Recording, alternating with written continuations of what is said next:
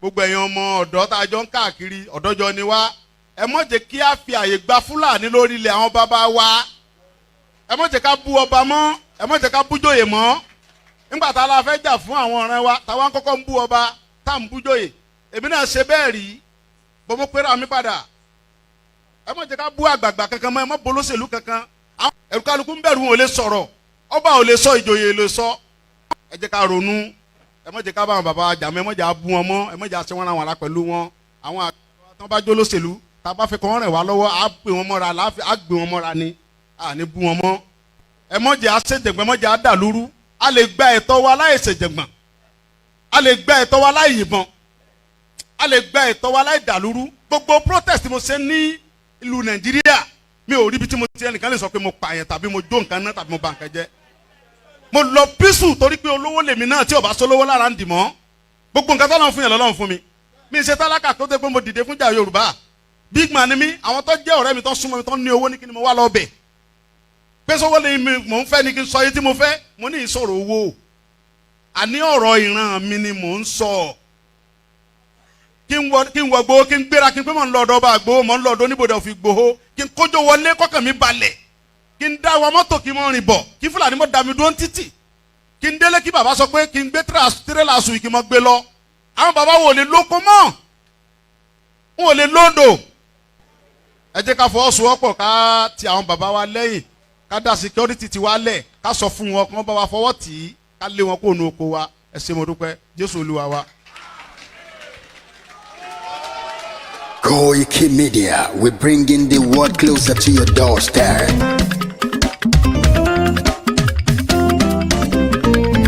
KOIKIMEDIA, KOIKIMEDIA, KOIKIMEDIA, we bringing the world closer to your doorstep. KOIKIMEDIA, KOIKIMEDIA, KOIKIMEDIA, we bringing the world closer to your doorstep. Àwọn sálára àgbà yìí dá, àwa ló láṣà àti èdè. Gbígbédè lárugẹ nílẹ̀ Oòduà o, àwa gangan ni bàbá. KOIKIMEDIA, KOIKIMEDIA, KOIKIMEDIA, we bringing the world closer to your doorstep.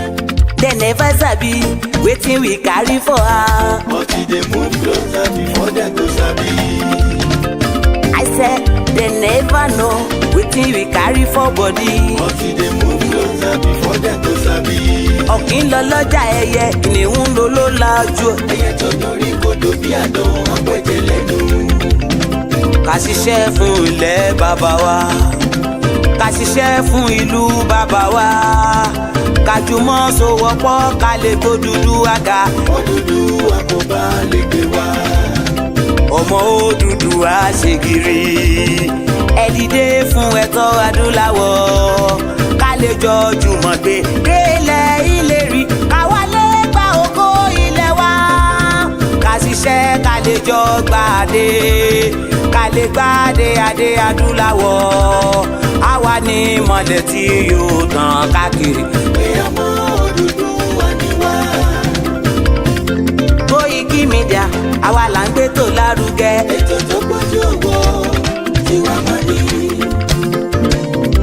Kásá ẹgbẹ́ polówó ọjà wá kájé bùgbà yín jẹ. Ètò tó pọ̀jù owó tí wàá máa ní. À ń gbé tó lárugẹ, à ń gbàsà lárugẹ. Ètò tó pọ̀jù owó tí wàá máa ní. News and sports ẹ máa rí gbọ́. Ètò tó pọ̀jù owó tí wàá máa ní. Ọmọ Ìjẹ̀bú Alárẹ̀mí ló ní kí n máa ké tantan.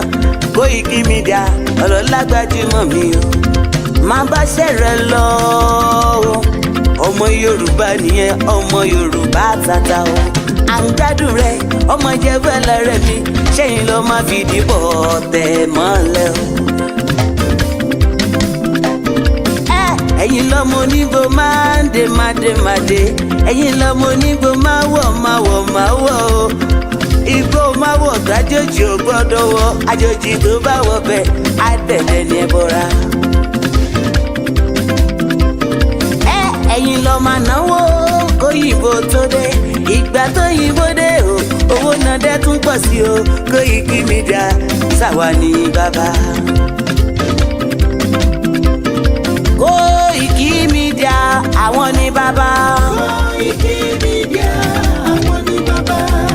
Àdáńtọ́ àtúnpèrègèdè. Koiki Media àwọn ní bàbá. Àwa là ń gbé tò lárugẹ jẹ́ ká jọ gbọ́ o. Koiki Media àwọn ní bàbá. Àtúnjàfẹ́tọ̀ ilẹ̀ wa fẹ́tọ̀ ilẹ̀ Yorùbá. Koiki Media àwọn ní bàbá. Ọmọ Òdùwà ni wá o tọkàntọkàn. Koiki Media àwọn ní bàbá. Ikú tí ó ṣe bí lébi òsì àdìmú bàbá iyọ̀. Koiki Media àwọn ní bàbá. We bring you up closer to your doorstep. Koiki Media àwọn ní bàbá. Afẹ́fẹ́ tó ń fẹ́ o tó ń kan gé oko lára ni. Koiki Media àwọn ní bàbá. Àpèrègèdè Olódùmarè ló fún wa ṣe. Koiki Media àwọn ní bàbá. Gbogbo ayé ẹ gbọ́ àwa ní bàbá o. Koiki Media àwọn ní bàbá. Ẹ máa bọ̀ wá ẹ gbé polówó ọjà yín wá o. Koiki Media àwọn ní bàbá. Odùduwà la gbé dání òtítọ́ la gbé dání. Koiki Media àwọn ní bàbá. A kì í sọ̀dálẹ̀ a kì í sódì kẹta. Koiki Media àwọn ní bàbá. Àdúró tán a tún pèrègèdè. Koiki Media àwọn ní bàbá. Koiki Media we bring you up closer to your doorstep. Àwọn ní bàbá. Koiki Media is around. To give us latest. Is around o. To give us latest. Ladies and gentlemen, Ẹ mú kalẹ̀ sílẹ̀, ẹ tẹ́tí ẹ gbọ́ ètò tó kojú gbogbo. ladies and gentlemen, Ẹ mú kalẹ̀ sílẹ̀, ẹ tẹ́tí ẹ gbọ́ ètò tó kojú gbogbo. Koiki Media is around. To give us latest.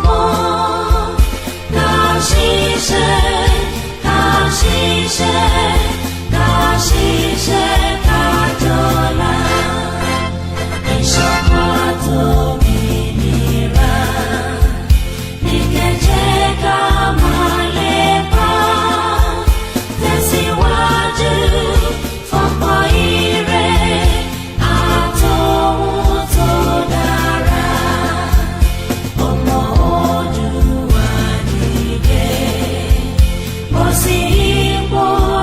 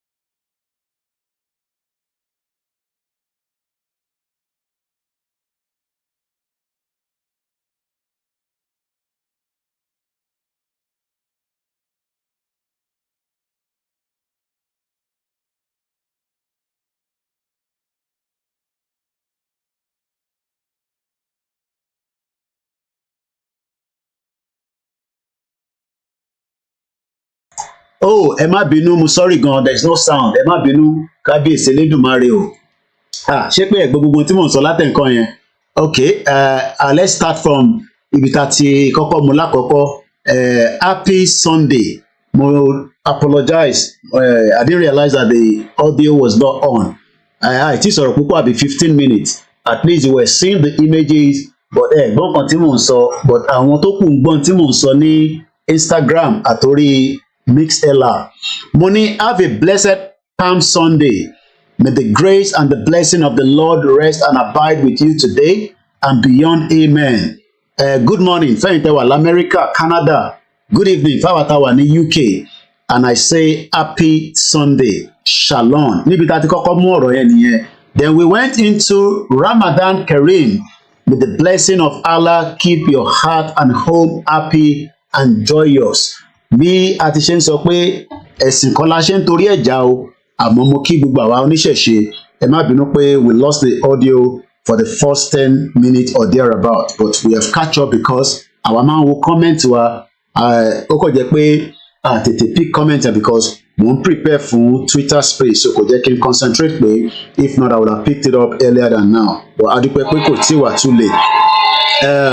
Mo kí gbogbo alẹ́ nǹkan sí àwọn oníṣẹ̀ṣe. Mo wá ń béèrè pé tó bá tẹ̀ ń bí ẹ pé kí ni reason tí a ṣe fẹ́ kúrò nínú Nàìjíríà. Those are the reasons. Ẹ bá wa screenshot ẹ̀. Ẹ má máa sọ pé torí Fúlàní nìkan. The major reason tá a ṣe fẹ́ kúrò nínú Nàìjíríà is because of our identity. Identity is very very important. Ẹni tó bá jẹ́ identity ẹ̀ ní àgbáyé tó bá ń lò tó tètè jáde láti sọ pé ìwọ kọ́ lẹ́ni yẹn, you are likely to have many problems when you travel around the world, whether within Africa or within Europe or the rest of the continent. And this is the reason why we must work hard, because Yoruba nation now is the only answer to our identity theft. Lóòótọ́, we have a passport known as the Nigerian passport, but níjọ́ tá bá ti gba country tiwa officially, we will no longer have access to use Nigerian passport anymore. We will be using our own passport. Nígbà tá bá dá dúró, we can control our resources and make it work for me and you and the rest of the generation to come after us. We would also have our constitution, away from the 1999 fraudulent constitution that has been used since 1999. We would also have our own Yoruba prime minister or Yoruba president, depending on which kind of presidential or parliamentary system tá bá fẹ́ lò. We will have our own judicial system. We will have our own security system. We talked about it yesterday, where literally over 6,993 Nigerians have died in the space of 10 months. Nígbà tí Tinubu ti wà ní orí oyè. Nígbà tá bá ní country tiwa, we will be able to look after our security, both internal security and the external security. Ọ̀rọ̀ immigration ò ń ṣe tí wọ́n fi ń ṣeré. When we have our country, we will be able to talk about it because ìlú òyìnbó táwa náà ń gbé yìí, immigration is the reason why táwọn èèyàn ṣe máa ń pẹ́ labroad. And tí sister ọba ẹ̀ tí wá sílé kò tí ì ní ìwé, ìjọ́ tó bá wá sílé wàá mọ̀ pé gbogbo tó ní kó báwọn ṣe sílé tó ṣe gbogbo ẹ̀ làṣírí ẹ̀ máa tú. A máa lè control port wa, airport, seaport and the land port. We will be able to secure all the borders. Kò ń ṣe èyí tí wọ́n ń lò lọ́wọ́lọ́wọ́ débi pé tó bá gba Benin kọjá, àwọn Fúlàní àtàwọn Igbo àtàwọn Yorùbá tó kó síbẹ̀ wọ́n máa intimidate wa. We would also have education system. Bí àwọn ọmọ mi ṣe ń lọ sí school nílùú, àwa là ń ra bàtà, là ń ra uniform, but school ọ̀fẹ́ ni. Kódà mo tẹ̀ ẹ́ bá ronú pé mo máa sanwó school, but ìyàwó mi máa ń remind mi pé bàtà àwọn ọmọ yẹn ká má gbàgbé, especially àwọn ọmọkùnrin tó bá ti fi bàtà wọn ṣeré pápápá, a máa need láti change ẹ̀gbà mi, uniform wọn náà máa ń tètè bàjẹ́, a máa rà míì. A máa ní good medical. Kò síjọ́ kan tí mo máa ń wà scared nílùú pé bí nǹkan kan bá dá para, owó sí lákàntì mi. Nígbà tí ó wà bẹ́ẹ̀ ní regional government, kò sí níbẹ̀ mọ́ nísìnyí. So àdẹ̀mọ́ reason téèyàn máa fẹ́ bímọ. Mo á fi àsìkò yìí mo fi kí màmá wa kan tí wọ́n lọ sílé tó fi lọ ṣe birthday wọn, àmọ́ bí Ọlọ́run bá ṣe sọ pé nǹkan máa ṣẹlẹ̀, wọ́n pè mí lánàá, wọ́n ní Mr. Koiki, Nàìjíríà yìí, ọmọ wọn ọkùnrin ìyàwó rẹ̀ ní Nàìjíríà ó lóyún, ó ti póṣù 9, ó yẹ kó bímọ yẹn ní next week. Bí ṣe ń bá gbogbo ọmọ Yorùbá sọ̀rọ̀ àti ìyá àtọmọ, wọ́n ti jẹ́ Ọlọ́run nípè ní Nàìjíríà kọ́lọ́run ọba Elédùmarè kó jọ kó bá mi foríjì àwọn fámílì náà tí wọ́n ṣaláìsí, ìyẹn ìyá yìí tó kú àti ọmọ náà. Wọ́n ní high blood pressure or BP or something like that, but again, as usual, as we say, it's got to do with the negligence of the medical system tó wà ní Nàìjíríà. Tí kò bá tí kàn ẹ́, it's okay, o lè sọ pé kò kàn ẹ́, no problem, but ọ̀rọ̀ tí mò ń sọ ọ̀rọ̀ àná ni ọmọ wọn ṣaláìsí, ìyàwó ọmọ wọn ó ti bímọ tẹ́lẹ̀ rí, but ó yẹ kó bímọ ní next week. As we know, she's gone. That is Nigeria. Àwọn èèyàn náà kú ní bíbá, but tá bá lọ wo statistics èèyàn tó ń kú ní Nigeria in terms of that, which I think I will have the time to rán mi létí about going to the program. Ẹ jẹ́ kí n check báwọn tó ń gbọ́ mi lórí Mixlr ẹ jọ̀ọ́, because system ti bíbá ni mò ń lò the other system. Èèyàn mẹ́ta ti wà lórí broadcast, mo dẹ̀ mọ̀ pé tó bá jẹ́ àwọn ti tèmi wá ti kí mi, ẹ̀yin tẹ́ wà níbẹ̀ ẹjọ́ ẹ kọ bá mi confirm pé ẹ̀ ń gbọ́ mi dáadáa tó tàbá ti wọnú ètò lọ. Mo kí gbogbo ẹ̀yin tí ẹ̀ ń wọlé, kí ọba Elédùmarè bẹ́ẹ̀ ni ìyá wa Bólúwa ti fẹ́ kó bá wa foríjì mọ̀lẹ́bí náà, kó bá mi dúró ti ìyá náà nígbà tó ń lọ́lé. Ó dágbére fún mi nítorí pọ́fẹ́ lọ ṣe birthday wọn, lọ́ ṣe lọ sílé, gbogbo ọ̀rọ̀ birthday nísìn ìyẹn ò ní wá sí ìmúṣẹ mọ́ nígbà tí ìṣẹ̀lẹ̀ báyìí ti ṣẹlẹ̀ sí mọ̀lẹ́bí náà. Ibi báyìí nìyá yẹn ń gbé, so mo bá mi I was but kí la fi ṣe sí mo kí gbogbo alẹ́ nǹkan sí. Ẹ jẹ́ ká kọ́ appreciate ẹ̀yin tẹ́ tí ń darapọ̀ mọ́ wa kó tó di pa máa gbẹ́nu lé ètò tá a fi sọ. Ó ní átíkù kan tí mo fẹ́ kájọ gbéyẹ̀wò lórí átíkù tí ó jáde lórí The Nation. Mo fẹ́ kákọ̀ kà á sí ti ara wa. Átíkù yẹn jáde with the headline "Shield Your Sword, Yoruba Group Appeal to Iba Gani Adams and Igboho and Others." A máa ka kí ló kọ síbẹ̀ torí pé látara átíkù yẹn Iba sọ̀rọ̀ níbẹ̀, látara information tó jáde nínú átíkù yẹn màá fẹ́ kà sí wa létí kí gbogbo wa náà ká lè mọ ìtọ́kọ síbẹ̀ nígbà tásìkò yẹn bá tó, tá bá ti kíra wa dáadáa. Mo kí ẹ Alex Mamu, àwọn tó ti darapọ̀ mọ́ wa lórí Instagram, Femi Bright, mo kí àwa Taiwo ọmọ 28, mo kí Pospiri, Posh Princess, mo ní Pospiri Posh Princess for mo kí yín, Erin Jobi Julius mo kí yín, mo kí Mr. Yekini Mustapha, wọ́n ní RIP fún ẹni tí family wọn ṣaláìsí ní Nàìjíríà, ìyẹn ní àná làwọn pè mí, so ìjẹta ló ṣẹlẹ̀. Ó yẹ kó ìyá yẹn bímọ ní next week. Mo kí Yorùbá níyì, mo kí yín, ẹ káàbọ̀ sórí ètò. Bẹ́ẹ̀ ṣe ń wọlé ní méjì mẹ́ta, ẹ rántí kẹ́ share, ẹ má bẹ̀rù, DSS ò wá ní kankan, Tinubu ló wà níbẹ̀ nísìn, so at least a ní privilege pé DSS ò wá wa nígbà tí Buhari wà níbẹ̀. Mo kí bàbá wa grandfather wa Adeleke Adébáyọ̀ tí mo fi tọ̀wọ̀tọ̀wọ̀ dárúkọ sà, mo ní good evening to you as well. Ẹ̀gbọ́n mi Richard Alabi tó jọ́ mẹ́ta, mo kí yín náà pé happy Sunday, happy Palm Sunday. Next week àwọn ọmọ wa máa wà lọ́lídé, ẹni tó gbàwẹ̀ ojúfẹ́ tó tiẹ̀, àwẹ̀ fẹ́ tó tán nísìn, ẹ̀yin àjọsán. Richard Alaba mo kí ẹ dáadáa, brother mi Ganiu Oguns mo kí yín, ẹni tó ti pín ètò yẹ bá wa pín, mo kí ọ Lámilékan pẹ́, mo kí gbogbo ẹ̀yin tẹ́ ń darapọ̀ mọ́ wa, bàbá wa Erinjobi Julius, ẹ má bínú pé tètè gbọ́ mi lẹ́ǹkan. Ẹ jẹ́ ká lọ sórí backup YouTube channel wa, bàbá mi Adéọ̀ṣun Timothy, mo rí ọ́díò yín kọjọ bí àtàbárẹ̀ tó bá fún mi ní náírà lénìí, bí èmi náà bá yín sẹ́ndì bó tẹ̀ jẹ́ 10,000, but bí ṣe bá yín sọ̀rọ̀ báyìí èmi náà káwọ́ mi sókè ni. Many of us at home need assistance, but ojú tẹ fi ń wò wá, ojú ẹ̀ náà ni kẹ́ ṣáà máa fi wò wá.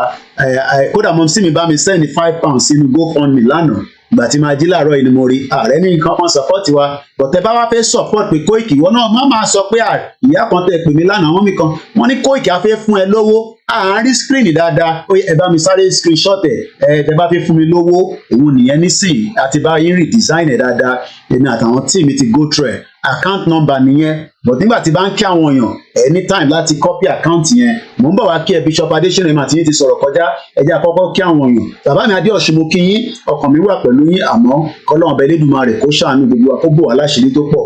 Yẹmí Fátókè ẹ̀gbọ́n mi, àwọn máa ń fún mi ní náírà, bó ṣe fún mi ní náírà yẹn náà mo ti pín fáwọn ọmọ mi nílé mo lè ti fáwọn mọ̀lẹ́bí tèmi náà àbíyàn ṣáà ní gba náírà kó má fáwọn mọ̀lẹ́bí tiẹ̀ wọ́n níbi tí wọ́n bá ti ń ṣe ló ti ń jẹ but àwọn tí mi à ń look after wọn níwọ̀n bá ta lè ṣe ẹ má bínú fún ọ́díò tó jáde láti Ṣakí lẹ́nìí arákùnrin yẹn nídìí mobile phone tó dání àwọn ní representative wa ní Ṣakí àmọ́ fún díkan àbí díkejì mo mọ̀ọ́mọ̀ gbé screen yẹn síbẹ̀ náà ní ẹ̀kẹ́ lè rí pé ibi tẹ́ máa bá wa fowó sí nìyẹn torí kò sí excuse kankan mọ́ Koiki tó ń lọ lórí screen yẹn ti pọ̀ jù kí n rí nǹkan tó ń fi síbẹ̀ bá wa fi àkáǹtì yìí síta ká fẹ́ fún ẹ lówó ìwọ́gbọ̀n wà lẹ̀ pọ̀ gbogbo wà lónìí onídòwó wọn á kí gbogbo ẹ o àwọn mídíà sọ ìyá mi Táíwò Kíkẹ́ mo kí yín kó má dàbí ipò owó nìkan mo wá gbà lẹ́nu mo ṣe happy palm Sunday mo ṣì ń kíkí náà ni o mo kí ìyá tó bí mi lọ́mọ mo ti sọ fún wọn pé mò ń bọ̀ ní live látẹ̀ nǹkan but ẹ mọ̀ ṣẹ́ wa lẹ́ẹ̀kọ̀ọ̀kan àwọn emergency meeting náà máa ń wà gbogbo ẹ̀ náà kó ba lè dá náà ni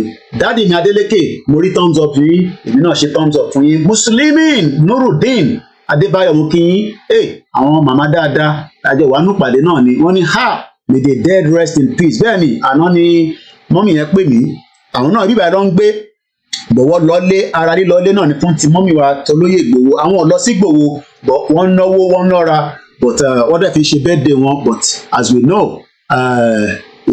ikú ṣe kinní kan Tokyo 778 mo kí ẹ here by Kira good evening and I hope some of you understand Yoruba but we try and speak English Yoruba Nation now mo kí ẹ Mr. Biodun and I believe ìyá mi Jọkẹ́ Bọ́dúnrìn mú kí wọ́n ní RIP kí Ọlọ́run kó ṣàánú wa bẹ́ẹ̀ ni ikú ni the last Mr. Dennis ẹ káàbọ̀ sórí ètò mo kí ọgbà yín tẹ́tí darapọ̀ Mr. Tajudeen wọ́n ní ẹ̀ka lẹ́pẹ́ ẹ̀kú iṣẹ́ Oòduà àgbèwà àròlé Odùduwà oníwàhálà ó ti pè mí oníṣẹ́ mò ń bọ̀ live mo ní mo wà live má máa yọ mí lẹ́nu ẹ̀gbọ́n mi ẹ̀kú làákàyè gbogbo ẹ̀yin tẹ́ ń pè nípa oríṣiríṣi in tó ti lọ ẹ mọ̀ pé lórí platform tiwa àwa máa ń fẹ́ focus but yan mí pé gbogbo tí ẹ̀ ń pè wá fún lẹ́yìn nípa audio nǹkan kan kọba Elédùmarè á níyànjú torí pé orúkọ ṣe pàtàkì ó wà very very important but bí bàbá wa Ìgbòho ti ṣe sọ pé à ń tẹ̀síwájú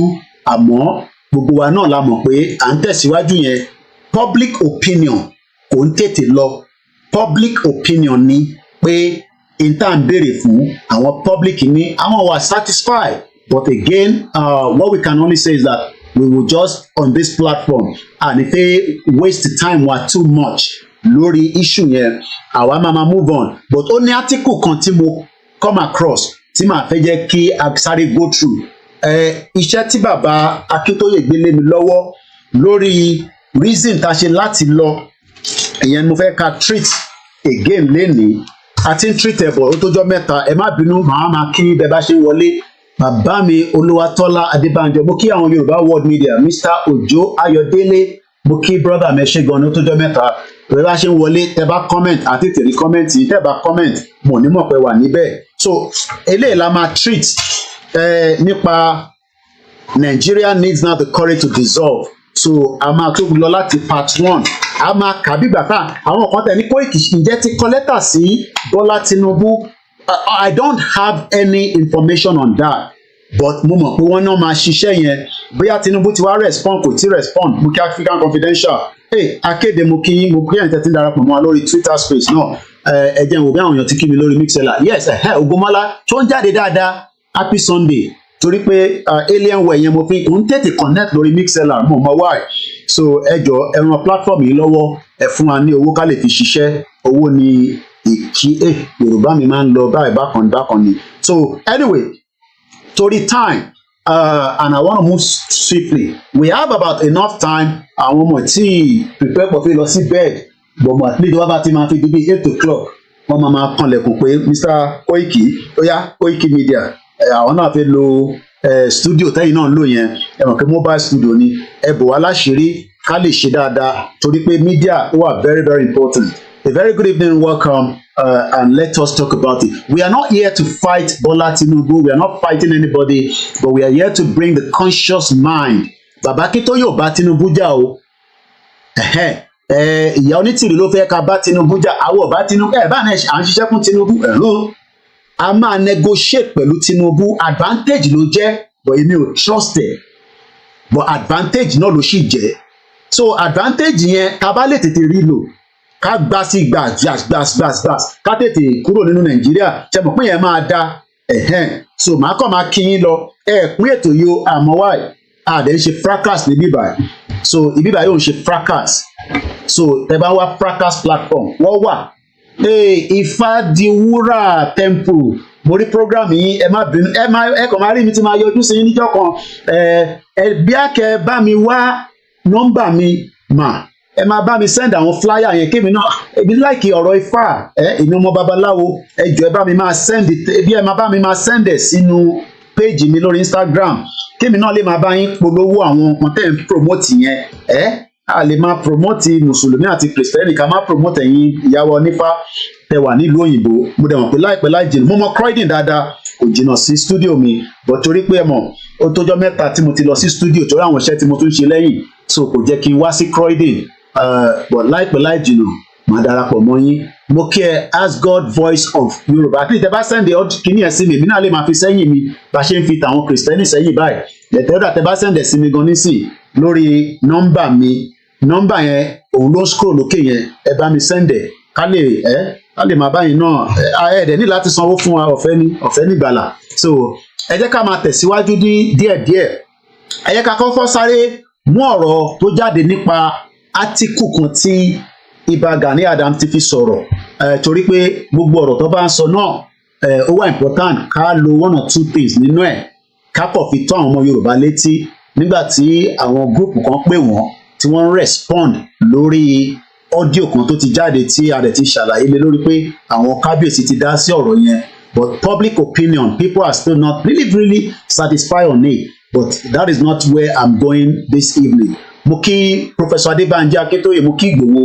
mo kí gbogbo ọmọ Yorùbá nílé lóko pé ẹ káàbọ̀ sórí ètò ẹ̀yin tẹ́ ẹ̀ láàwẹ̀ ẹ̀yin lè máa fi nǹkan tọ́pọ̀ àwa tá a láàwẹ̀ ẹ jẹ́ ká túbọ̀ ní sùúrù ìṣínú nípẹ́ wọlé dé mo kí gbogbo ẹ̀yin tẹ́ wà ní Nàìjíríà o Nàìjíríà ìlú tó le ní good evening Tokyo 778 thank you so much bẹ́ẹ̀ni èmi ni last man standing tó bá ti ń rẹ àwọn tó kù ìgbà yẹn lágbára tèmi máa dìde torí pé ó rẹ odò ni mo kíyàwá Janet Fáṣákin mo kíyàwá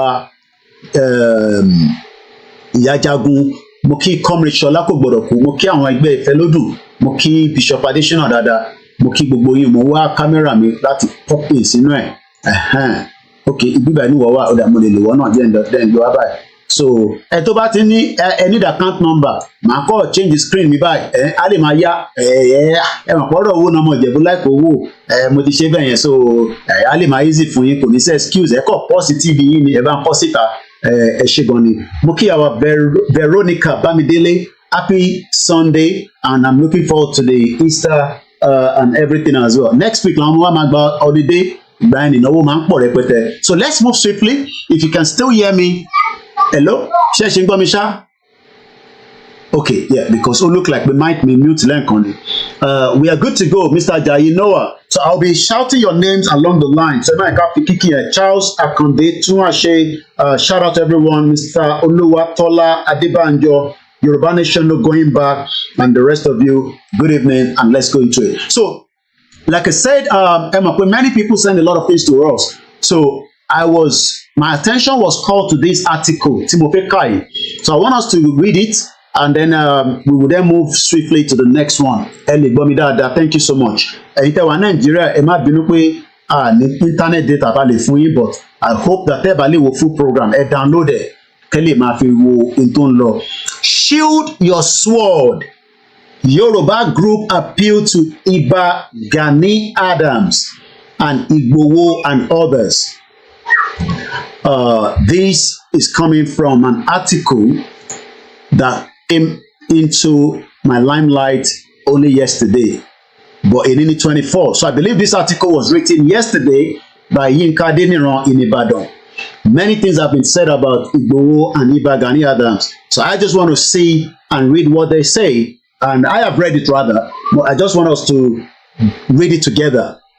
The foremost Yoruba social cultural organization, the Yoruba Alliance Forum, YAF, at the weekend urged Ààrẹ Ọ̀nà Kakanfò of Yoruba land, Iba Gani Adams, the Yoruba Nation activist, Dr. Chief Sunday Adeyemo, popularly called Sunday Igboho, and many others that have been bothered by the recent viral audio content credited to Iba Gani Adams to shield their sword and unite to fight the common enemies of Yoruba race.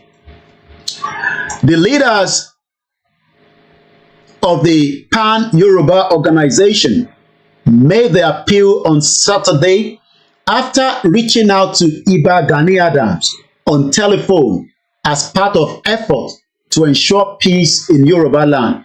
Peace náà ni gbogbo wọn wá, but ọ̀rọ̀ tí yàn bá ti sọ tó bá ti jáde ó wà important láti make sure pé a clarify ẹ̀ torí ọjọ́ iwájú so that kó má ní pé ìdí kan àbí ìdí kejì torí àwọn ọmọ bàbá wa olóyè ọmọ Adéyẹmọ Ìgbòho ṣá.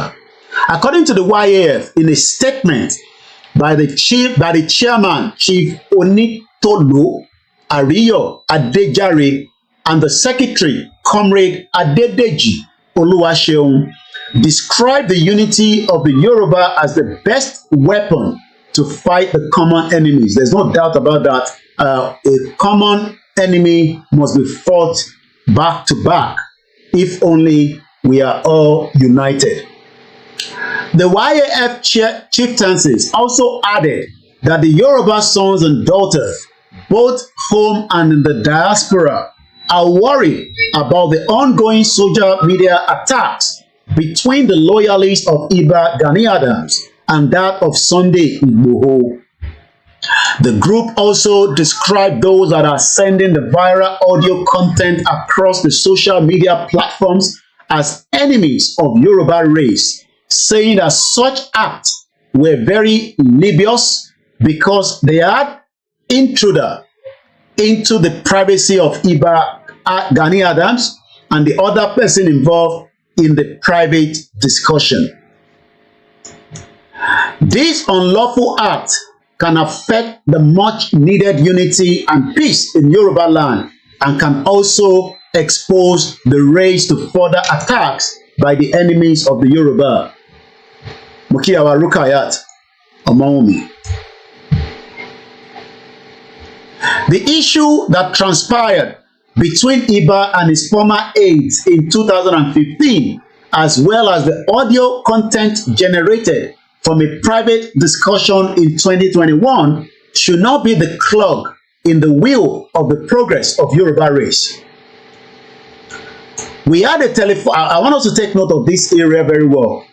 We had a telephone conversation with the Ààrẹ Ọ̀nà Kakanfò of Yoruba land, Iba Gani Adams, which was on Saturday, the 23rd of March 2024, on the content and the veracity of the trending audio voice note.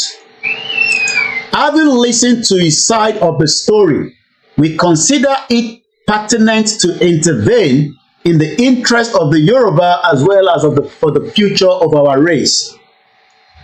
From his account, the audio was a private discussion between Iba Gani Adams and the US-based younger brother of his friend.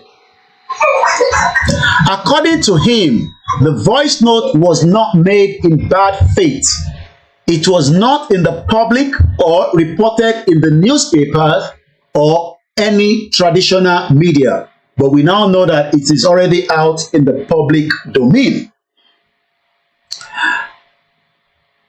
It was not in the public or reported in the newspaper or any traditional media. All the content of that audio were product of a private discussion, and the responses given in reaction to the need for all the groups in Yoruba land to unite and come together as one in order to fight the common enemies of our race. Iba also described as unconfirmed information alleging the link Igboho to the death of the former Minister of Justice, the late Chief Bola Ige. He also said it repeatedly that he didn't believe all the information allegedly referenced the Chief of Staff to the Lagos State Governor Tayo Ayinde And I believe also that Tayo Ayinde has also put out a communique through his legal team to Iba Gani Adams. And that is already on our blog. In case you have missed that, we'll see if we can share that with us this afternoon or this evening, this morning, depending on where you're listening from. Once again, today is 24th of March 2024. My name is OLAYOMI Koiki, and we are reviewing an article that came out of the Nation newspaper, Shield Your Sword. Yoruba group appeal to Iba Gani Adams and Igboho. So this is what we are reading so far. Though the Ooni of Ife, Ọ̀jájá II, Ọba Adéyẹyè Ògúnwùsì, adẹ̀kí kábíyèsí fún àwọn olórí tí wọ́n ṣẹ̀ bímọ kí Ọba Elédùmarè kó bá wa wo àwọn ìbejì náà. And other prominent Obas and stakeholders across Yoruba land had intervened and waded into ensure unity and peace across board. It must be stated also that the leadership of the Yoruba Alliance Forum, YAF, will continue to foster peace, part of which was the audience we had with Iba Gani Adams today through a telephone conversation. So far, CSI hasn't told me whether they've reached out to him as well, but if they have, I will be informed and we will know what will be transpired. But before I go further, I think what many people are saying is that there is still a need for Iba to come out officially and come out to say, look, yes, he's having a telephone conversation with the YAF, which is a very good, step, because this is coming based on Awoloba Iba Soro, and they're coming out to tell the Yoruba people that àwọn tí bá Iba Soro, inti Iba ń sọ lélẹ́yìí. But many public opinion, and I'm talking now from people that are reaching out to me and are advising that it will be of interest for Iba himself to probably, grant an interview with anyone and come out officially and also state it with his own mouth. Ọ̀rọ̀ pé wọ́n parí ìjà, we have discussed that. That one is already ongoing. Nobody will call into the program like mine and speak ill or whatever against Iba. I will not allow that. I'm sure you know that.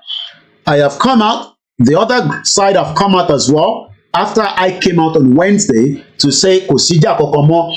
But for the future reference, for the future purpose of what has transpired between that audio is why people are saying it will be in the best interest. Ó máa dá nítorí pé ọjọ́ iwájú 40-60 years after kéèyàn kan má ti lọ púlù irú ọ́díò yẹn jáde láti sọ pé nǹkan báyìí ni bàbá yín ṣe tí àdèmá sọ pé ìyẹn bàbá mi ò ṣe bẹ́ẹ̀ wá níwọ̀ níbo ni ẹ sọ pé bàbá yín ò ṣe bẹ́ẹ̀ wọ́n parí ìjà fún yín ni bọ̀ kò sí evidence tó bákẹ̀ pé bàbá yín ò ṣe bẹ́ẹ̀ torí pé ẹni tí ọ́díò yẹn tí ọ̀rọ̀ jáde látara wọn ó ní kankan ṣe pé wọ́n jáde padà láti wá sọ̀rọ̀ ní lórí. Even though YAF, which I'm happy for them, have reached out to Iba, and what they are saying is that Iba sọ àwọn nǹkan kan báyìí òun ni à ń kà jáde tí mo kàn ń ṣe àwọn analysis lé lórí kó tó di pé a máa tẹ̀síwájú. Now that we have a president coming from the southwest, ìyẹn mata kódà Ganduje ó sọ ní Odanpa Anambra pé táwọn ọmọ Igbo bá fẹ́ jẹ́ káwọn wà relevant in the politics of Nigeria wọ́n gbọ́dọ̀ darapọ̀ mọ́ APC. I don't know how that is going to happen because àwọn ọmọ Igbo náà wọ́n ṣe mọ́ but àwọn kan ní wọ́n sì náà fi ṣe Nigeria torí pé wọ́n fẹ́ kí Peter Obi di president Nigeria. Mo kí àwọn backup team mi, mo kí àwọn family mi tó ń dúró tì mí, mo dẹ̀ kí gbogbo ọmọ Yorùbá nílé lóko.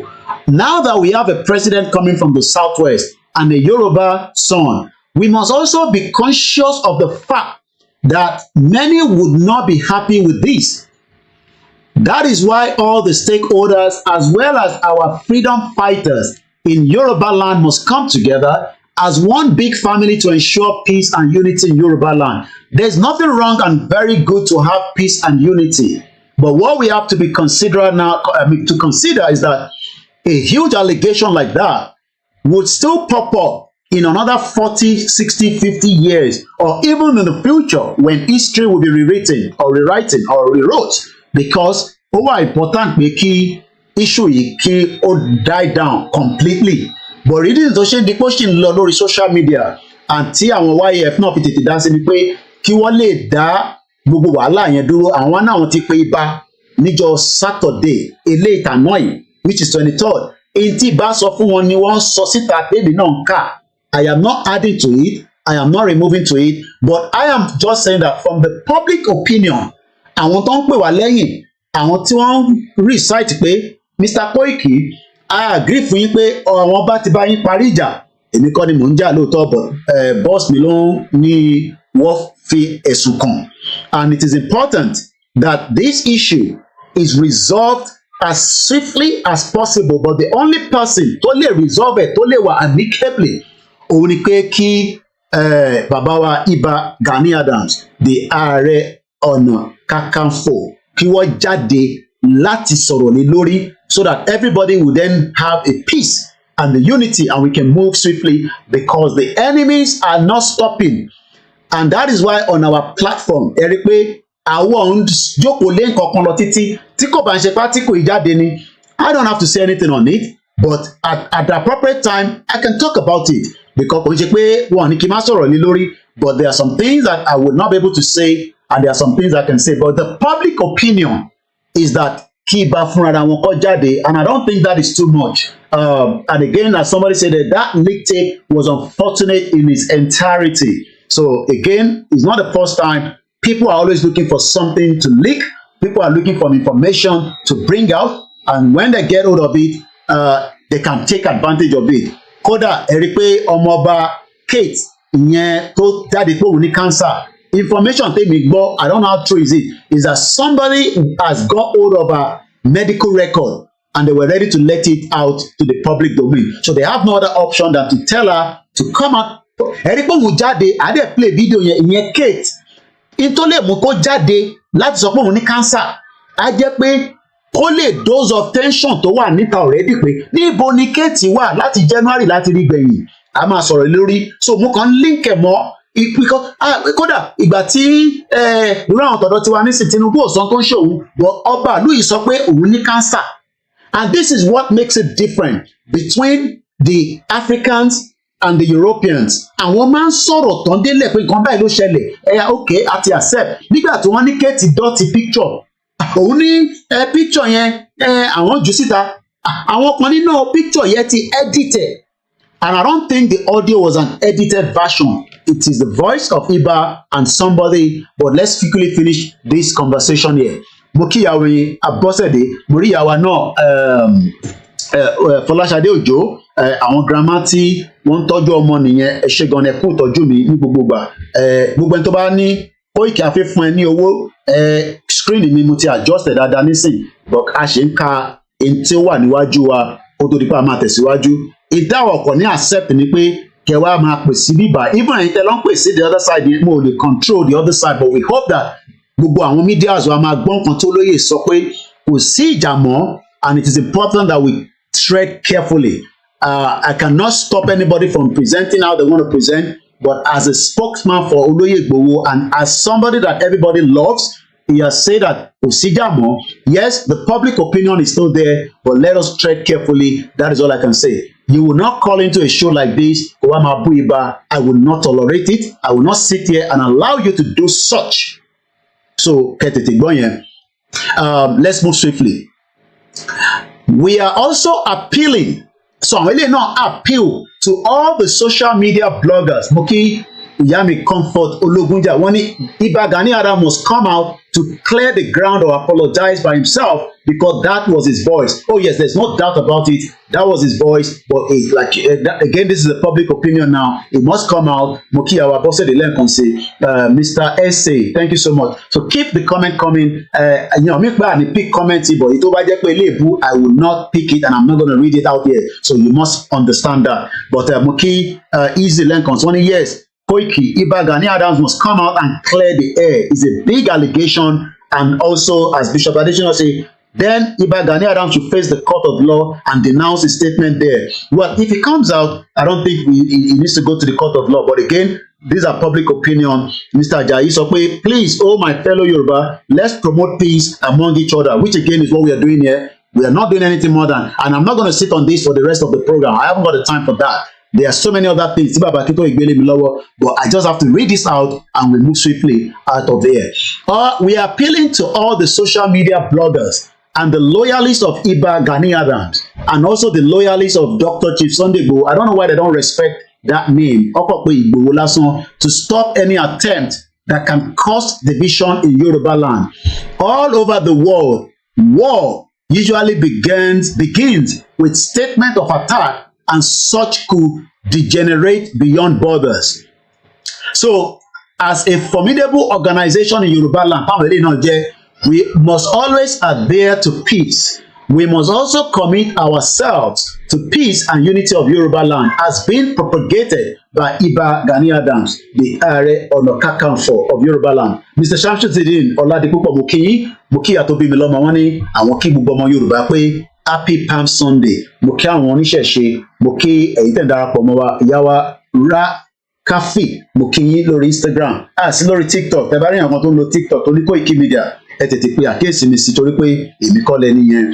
TikTok wọ́n remove me after 16,000 followers, 100,000 likes. They didn't like what I was doing and they took us out. Àwọn kan ní ká try káwá bá ṣe máa padà sórí ẹ̀. I will see what we can do. Mr. Taiwo David mo kí wọ́n ní kẹ́ bá wa share tó náà. So mo kí gbogbo wa tí ẹ̀ ń darapọ̀ mọ́ wa. So at the last part says, therefore, we must know that it is by unity that we can save Yoruba land from the insidious plans of the enemies of our race. This is coming from the YAF boss as they explain. So that is the article that I came across. Again, I want to buy Iba sọ̀rọ̀.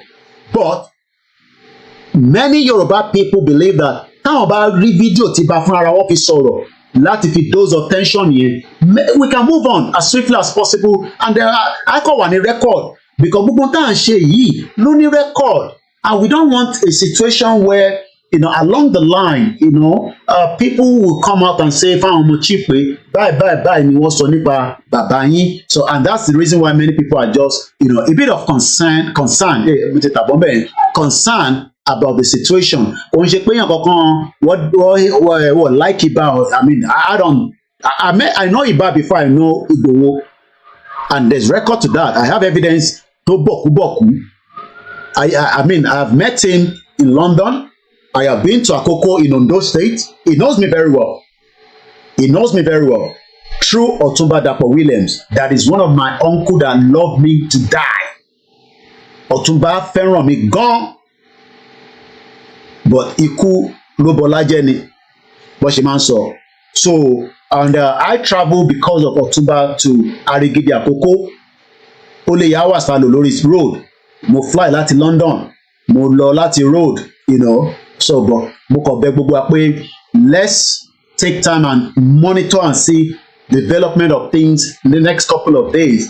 Maybe there will be an official message coming from Iba directly. We will all wait and see. I'm not in the camp of Iba Gani Adams. I cannot speak on his behalf. But a team came out last week Wednesday after I came out that there is no problem between him and Igboho, but for the public opinion's sake, I believe the right thing will be done, and that is exactly what everybody wants. I'm sure we all agree with that, so that we can move forward to the other areas that we want to talk about. But the same thing, not like your mama sọ pé kí Iba ṣe kí ni kó jáde, but I'm sure we can do that in the course of the program later. Ká má fi yẹn ká fi waste time ara wa tó pọ̀. Bóyá wa comfort náà wọn kí àwọn màmá wa tó wà lórí program náà pé Happy Palm Sunday. Mo kí gbogbo alẹ́ nǹkan sí Silver Badmus mo kí ẹ̀ ń tẹ́wà lórí Mixlr as well. I'm happy that the Mixlr works on the alien way today. Murabak mo kí the sound is very good and clear. Ẹ torí pé Mixlr tí mò ń lò yẹn ariwo ẹ̀ máa ó tún máa better ju Lenovo. Dell ní agbára ju Lenovo lọ, but Lenovo làwọn èèyàn máa ń lò púpọ̀. Àwọn náà dáhùn pé ní IBM. So mo kí gbogbo alẹ́ nǹkan sí. And I know many of you go to other platforms. I read your comments, I see your names, but please let us just take it easy. You okay? So let's just take it easy. That's all I can say. Truth is bitter. Okay? The way you phrase it, I will not phrase it that way. I'll just say Iba Gani Adams must come out publicly to clear the air for the future purpose. Those writing is not acceptable. but I decided to cut out, the first line of your message. It's just to respect, so that come on in. Koiki, nígbà tí wọ́n wá tó àkàrò message bẹ́ẹ̀ síta, it doesn't work like that. So ẹ mọ̀ pé mi kẹ̀rẹ́, I am the official spokesman of Igboho, and I have to tread carefully, because gbogbo tí bá sọ níbí báyìí can be also used. Not against me, but again, come on here, on the platform KOIKIMEDIA, lot one so so please, I just plead with us to tread carefully. We know that it's going to come out and do the needful, but how soon I cannot say, because I'm not part of the team. Egbomi, Mr. Fabni, no more division and no more distraction. We're going to move swiftly. There's a lot of areas to cover. Many things is happening. One not down 200 and something, 284 people. One not one. I mean, níbo ló kó wọn sí tẹ́lẹ̀? Nigeria yẹn kan ṣẹlẹ̀ ní Nigeria o. This man, a competent leader, is also cautious in his utterances to prevent confusion that can be damaged indeed. So that is how far we're going to go. I'm going to move straight forward away from that.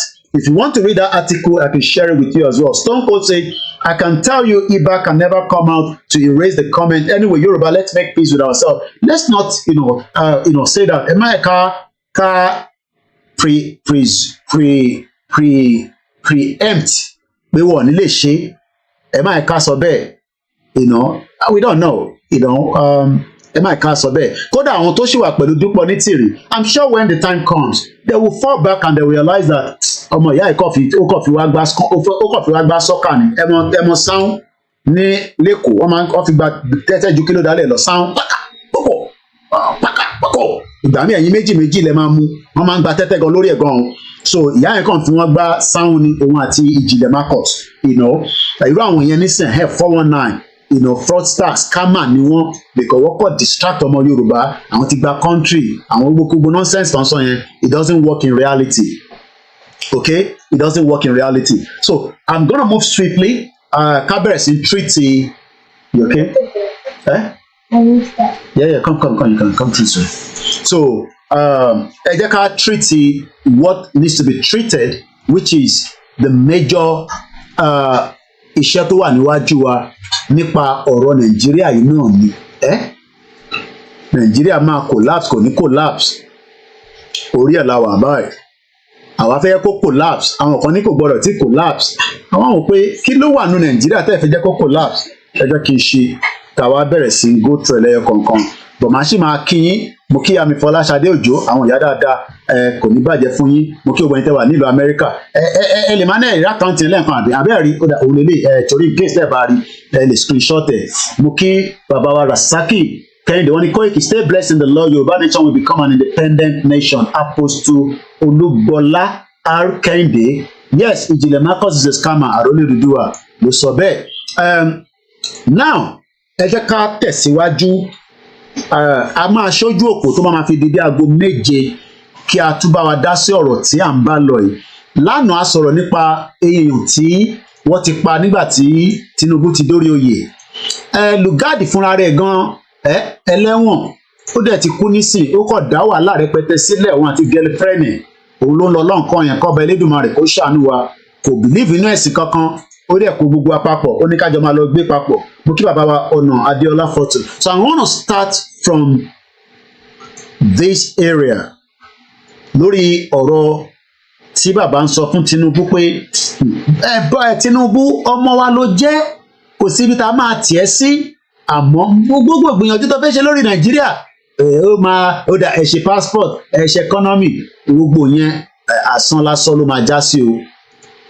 Asán lásán ló máa já sí, ìyẹn bàbá ló ń sọ fún Tinubu bẹ́ẹ̀. Ṣé Tinubu máa gbọ́? I don't know. Ṣé kò ní gbọ́? We hope that he will listen. But èmi mọ̀ pọ̀ mọ́ lódò ọdẹ ni kò ní gbọ́ràn, kò ń gbọ́ràn. Gbogbo àwọn tọ́jọ́ ọba ṣe náà nígbà tó ń ṣe éèdì, ó da gbogbo ẹ̀rú ni. So ìyá wa Comfort sọ pé ológun jà, wọ́n ní we need peace and unity for Yoruba nation movement. Iba Gani Adam, please do the needful now and let peace reign. Because tó bá ti jáde, ẹ rí pé gbogbo ẹ̀ máa quiet, because we spend too much time lórí àwọn nǹkan, but eléyìí wà very very important. Mo kí ẹ̀yin tẹ́ wà lórí Twitter space. Now I'm gonna read this again. Èmi ti print it out, so mo kàn fẹ́ kẹ́yìn rí lórí screen bẹ́ẹ̀, so èmi á máa kà láti inú paper báyìí.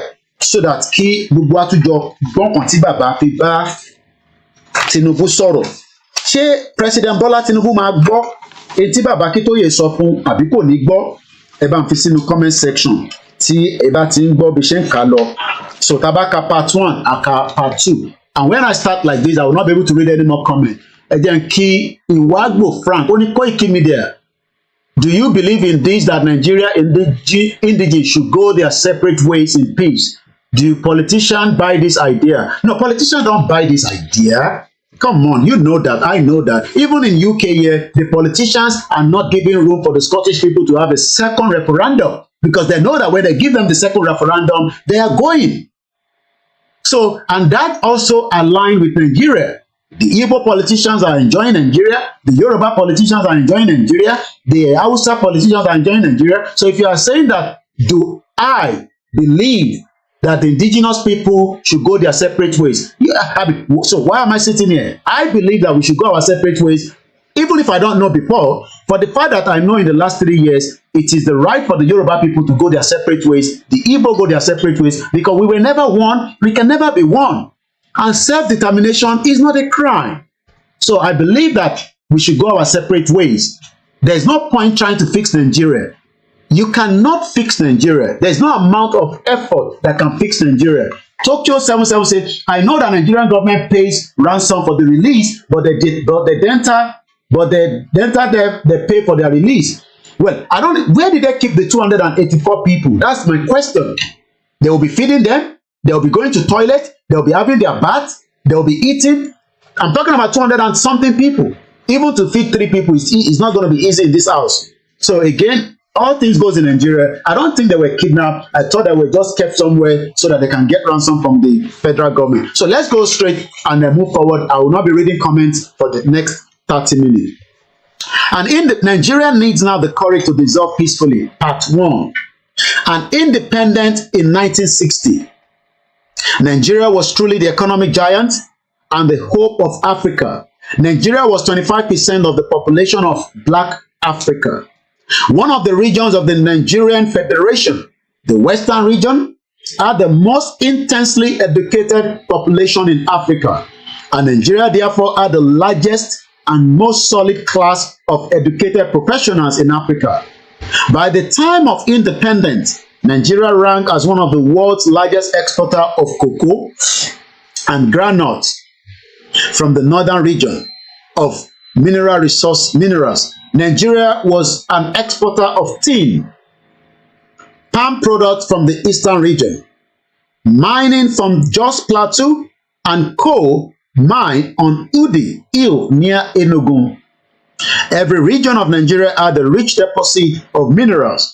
The western region had the second largest deposit of bitumen in the world, earning phenomenal revenues that made Nigeria one of the world's richest country, or as we speak today, the poorest country in the world. Altogether, Nigerians seem to be heading to success, wealth, prosperity, and power. As I speak to us today, there is no more success in Nigeria. It has gone into pain. There is no more wealth in Nigeria. Many Nigerians can no longer see the wealth. There is no longer prosperity. Nítorí pé we were told prosperity, but nobody found the prosperity again. There is no power, as many people know that power belongs to the people, but that is not in Nigeria. Unhappily, however, Nigeria lacked the inner unity and strength needed for such greatness. The hundreds of peoples of Nigeria pushed together in 1914 by British. This is the reason why we are here today. This amalgamation that was put together has been a reason that we are now saying that it needs to be reviewed, and we cannot sit back any longer without it being reviewed as quickly as possible. But many Nigerians do not agree with us. They think that we are asking for too much. Since Lugard has merged Nigeria together, we should stick to one Nigeria, build the Nigeria economy, even though Nigeria, according to the headline yesterday, stated clearly that Nigeria is now in a debt of almost 97 trillion naira. So if you look up on the screen to your right hand side, ẹ má wo bèbí tí ó nígbàyà yẹn, ẹ má kí yẹn distract wa. Federal government fresh borrowing drive up Nigeria's public debt to almost 97.3 trillion naira. But today, many Nigerians are not yet convinced that Nigeria needs to be dissolved. Why? That I don't know. But what we know is that many Nigerians are still in the loop, are still thinking that the Nigeria of today will not work, but when the youth take over, they will have a better Nigeria. But that is not going to happen, and that is just an illusion. And it's good to think that Nigeria is going to work, but in the long run, it is not designed to work. So, ẹ bá mi fi sínú comment section. Number one, do we still have success within the Yoruba land? Do we still have wealth? Do we still have prosperity and power? Put it out there and let's read some of your comments. Moki Mr. SA, to go our separate ways is the only option. Please, my Yoruba people. Ojú Alọ́pẹ́ Sunday ní Yoruba Nation is the only solution. Why Arole Oduduwa sọ pé Tinubu jí má sùn, oorun tó wà lójú ẹ̀ yóò ti pọ̀ jù. Ìyàwó Comfort Ológunjà ní Tinubu knows that Nigeria has expired. I believe that it will reason. It is a matter of time. But also time is something that we cannot sit back for. We hope that that time will not be too late when things would have gone apart in different ramifications. Let's move swiftly. Unhappily, however, Nigeria lacked the inner unity and strength needed for such greatness. The hundreds of peoples of Nigeria were pushed together in 1914 by British, and I love to always, give this as part of why we say that Nigeria is not working, because maybe táwọn Yorùbá tó ń gbà wọn kò ń ṣe pé àìtí gbọ́ tẹ́lẹ̀, but it's always good to just add it to conversation when we talk about reason why Nigeria is together. It is just for one reason only, and that is because it is the British or Britain that wants the unity of one Nigeria. I didn't say so. Jonathan Goodluck Ebele, the former president of the Federal Republic of Nigeria, said this. I don't know why many of our politicians are not looking into this and allow Nigeria to dissolve. Mr. Oluwatola Adebanjoni, the only solution now is Yoruba Nation. How we have this conversation about the unity of Nigeria. And I reflect back at some of the prominent statements made by some of our founding leaders. And I feel that probably this will help us to have a conversation on the Nigerian unity. I just brought four, not to bore you. First, and I quote, not my statement, Nigeria is not a nation. It's a mere geographical expression. There are no Nigerians in the same sense as there are English, Welsh, or French. The word Nigerian is merely a distinctive appellation to distinguish those who live within the boundaries of Nigeria from those who do not. This is accredited to Chief Obafemi Awolowo, the former Prime Minister of the Western region. The second one, and I quote, it is true that we politicians always delight in talking loosely about the unity of Nigeria. 60 years ago, there was no country called Nigeria. What is now Nigeria consisted of several large and small communities, all of which were different in their outlooks and beliefs. The advent of the British and that of Western education has not materially altered the situation, and the many and varied communities have not knit themselves into a composite unit. This is accredited to Sir Amadu Bello, former Premier of Northern Region. The third, and I quote, since 1914, the British government has been trying to make Nigeria into one country. But the Nigerian people themselves are historically different in their backgrounds, in their religious beliefs and customs, and do not show themselves any sign of willingness to unite. The Nigerian unity is only a British intention for the country. Mo kí sister mi Arewa Akinkanju, a beautiful one there. Thank you so much for always being with us. We appreciate you this evening again, for trying to spend this evening with us on a Sunday. Akéde mo kí and Rogu. Mo kí bàbá wa Adeleke wọ́n ní bẹ́ẹ̀ ni owó ni kẹ̀kẹ́ ìyìnrere. Grandma Awoniyi ni nothing is working in Yoruba land. All the wealth has been destroyed.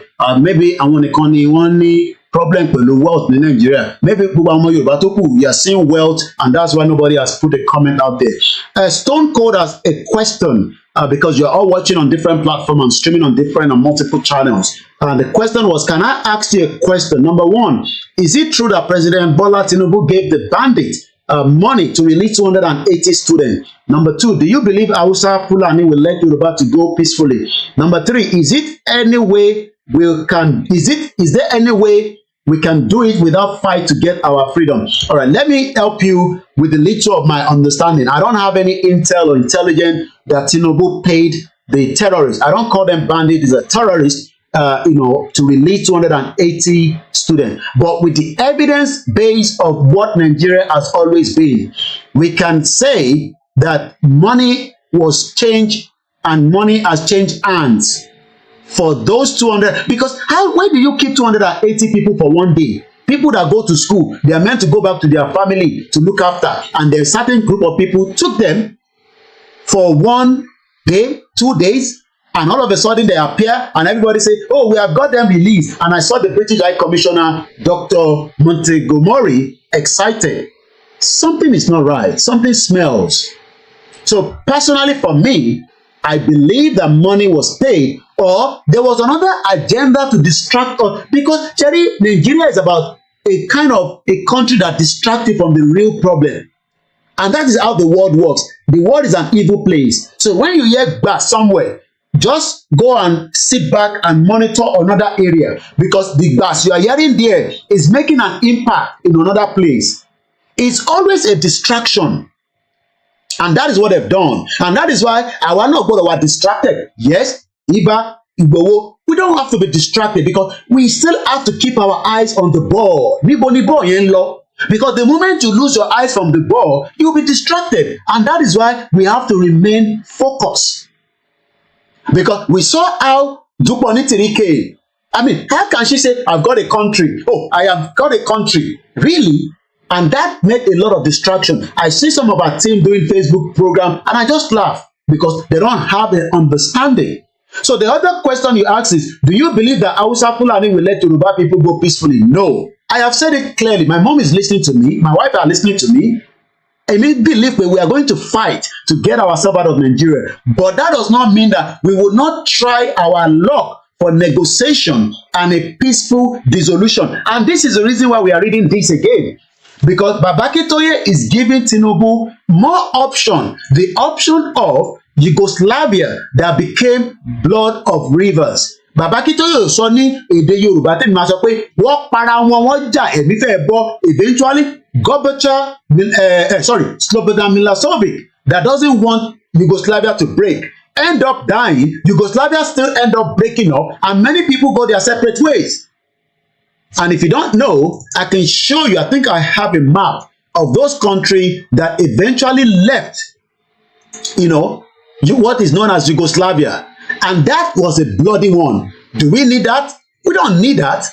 We can literally have Nigeria dissolve without a war. We don't love the Igbos. I have said it, but they want to go. Let them go. They don't like us. Go on Twitter and see how we are fighting each other. That doesn't mean that I like all the indigenous people or the ethnic people that live in this country, but I have no choice. I have decided to live here. I must respect the laws of this country. So, anything I was screening, listen. And those of you that are not watching the screen, what I've got on my screen right now is how Yugoslavia became many countries in the 1989 till 1990. So you want Yoruba to sọ fún mi pé Nigeria cannot break. It will break either through a blood or a peaceful one, which is the Soviet Union. And that is to answer your question, Stone Cold Peter, that says, do you believe that Hausa Fulani will let Yoruba people to go peacefully? Nobody gives you anything peace. So when you look at the former Yugoslavia, Slovenia left in 1991, Macedonia left in 1991, Central Serbia left in 2006, Kosovo left in 2008, Montenegro left in 2006, Croatia left in 1991, Bosnia and Herzegovina left in 1992, but it led to a lot of blood. Ẹ̀jẹ̀ ta sílẹ̀.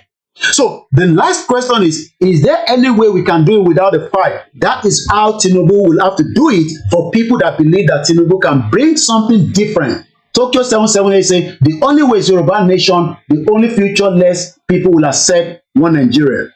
So I believe I've answered your question, and we're going to move swiftly because of the time. And I can also link this with this next audio or video, which is coming from a lawyer that says that, look, okay, we want to be one. Hello? I think it's downstairs. It might be Let's listen to this, and I'm going to make my mind. This is what Agbakoba said. If we're going to be one, how?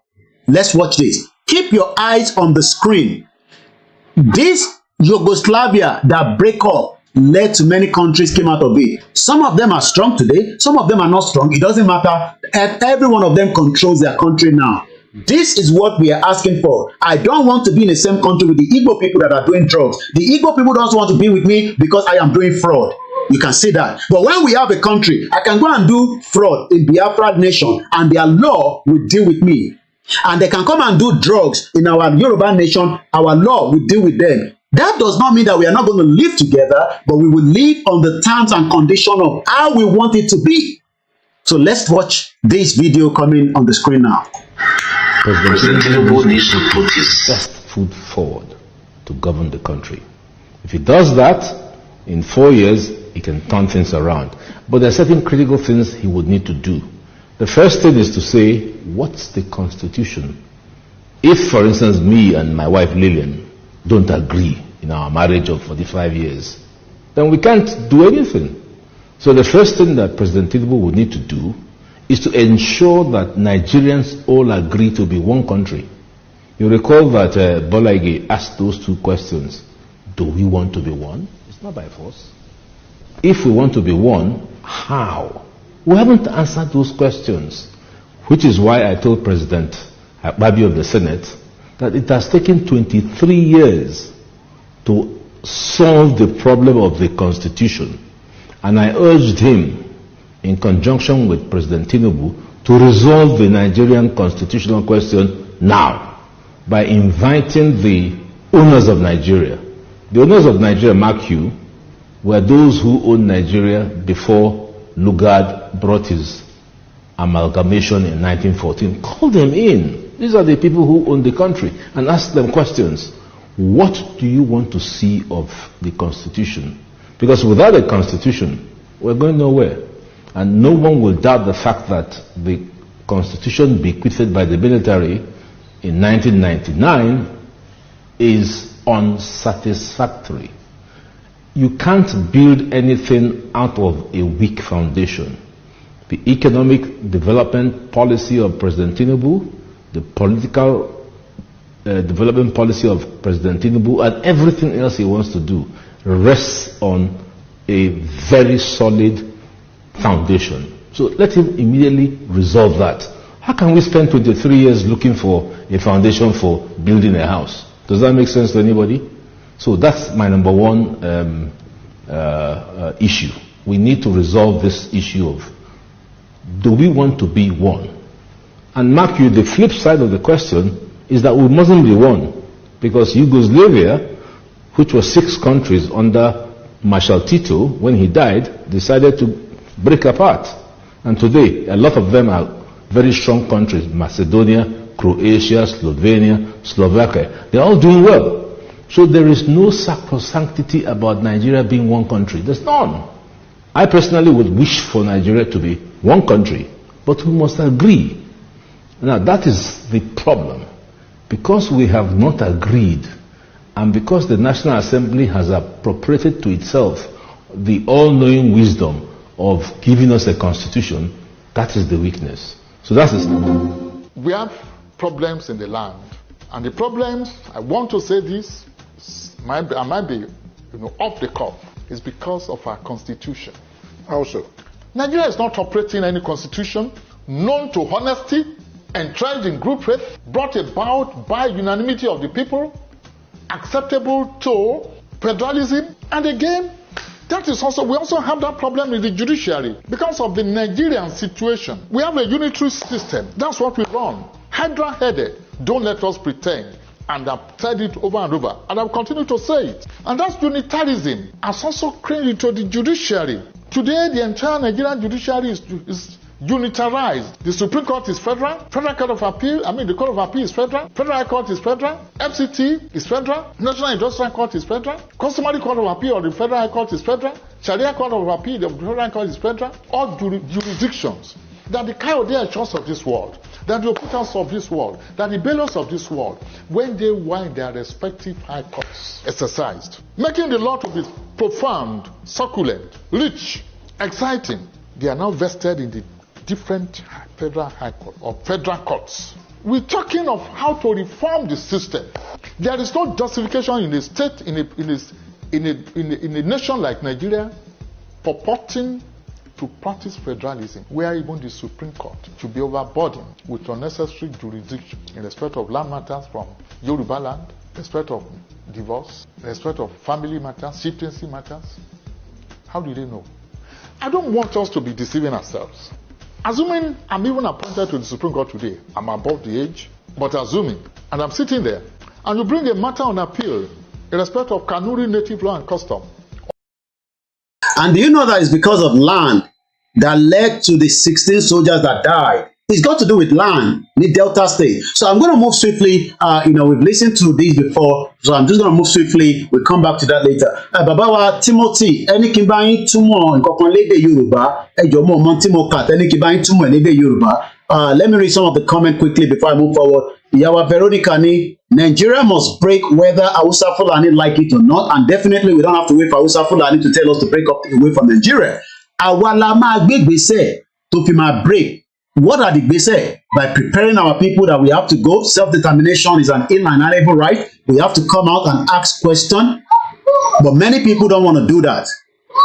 So it is either a peaceful one, Muke brother, TSG Nigeria that also lost a friend in Nigeria, Colonial brother tí ó kú ní ọ̀dọ̀ tí náà. So I need the Hausa Fulani kó sọ fún wa, but I need our politicians wa kó accept pé ká lọ. And this is why Baba Akintoye is writing again to President Bola Tinubu through these messages that you can do the needful. Allow Nigeria to go their separate ways, Nigerians to go their separate ways. But politicians do not want to do such. Àwa la máa kó pressure bá wọn. Whether the pressure is through a massive mobilization, whether it is through, not accepting that we have to continue to vote, because we told our people not to vote, but àtẹnujẹ pé President Bola Tinubu ló lè ṣe, àwọn èèyàn wá sọ pé àwọn máa vote, àwọn bá wa gan accept pé kí Tinubu, kódà àwọn kan sọ pé Baba Akintoye náà sọ pé kó lọ vote from some people. But the question is not about voting system. Even Fayose said that Buhari destroyed Nigeria 50 years backward. Where do we start from? Some of us are going to be 90 by the time you are saying you want to fix Nigeria, which is not going to happen. Even Chief Tola Adeniyi, that I've disagreed with because of his views against Baba Akintoye, but that does not mean that some of what he has said in the past does not matter. He says in 1,000 years, we will never be able to work with the Fulanese.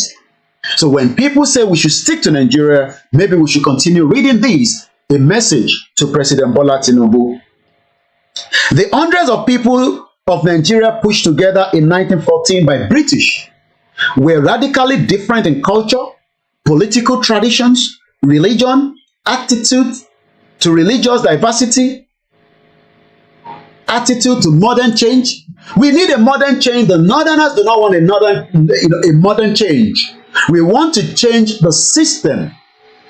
I was watching a video from a sister, and she was saying that by next year, there will not be BRP issued to anybody. From 1st of January 2025, BRP is something that you will be given if you live in this country or you're coming to study. Tó bá máa fi di next year, nobody will be given a BRP. Ó máa wà, everything will be digitalized. Kódà wọn ní lu visa sórí pálí fún yín mọ́, ẹ farabalẹ̀ kẹ́ gbọ́ mi, láti next year, everything will be digitalized. Tó bá máa wá UK, tó bá lọ apply for visa, wọn ní lu sí ní passport ẹ. O kàn máa register sábẹ́ UKVI.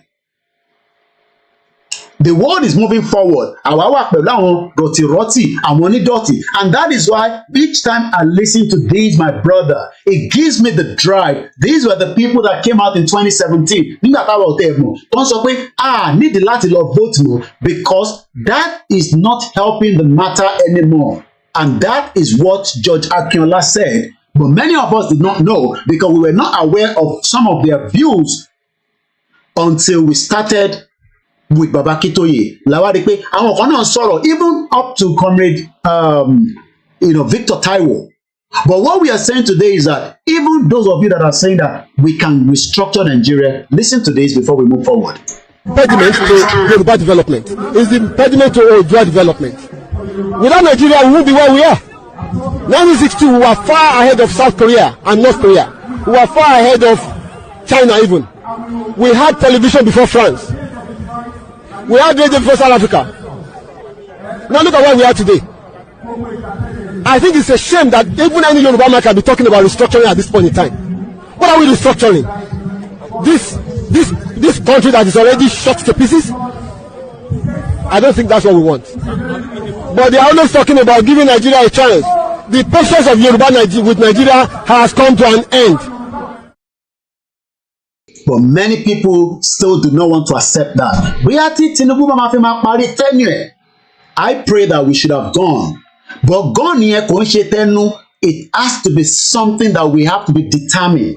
If it's 5 million of us that are ready, let's push it and get out of Nigeria. If it's 1 million of us, let's push it and get out of Nigeria. It will not be an easy task. There might at some point be a bloodshed. Tí Tinubu bá tẹ̀ no one ní bá wa jà. Àwọn Fúlàní tó wà nínú ọ̀dọ̀ tí wọ́n lọ.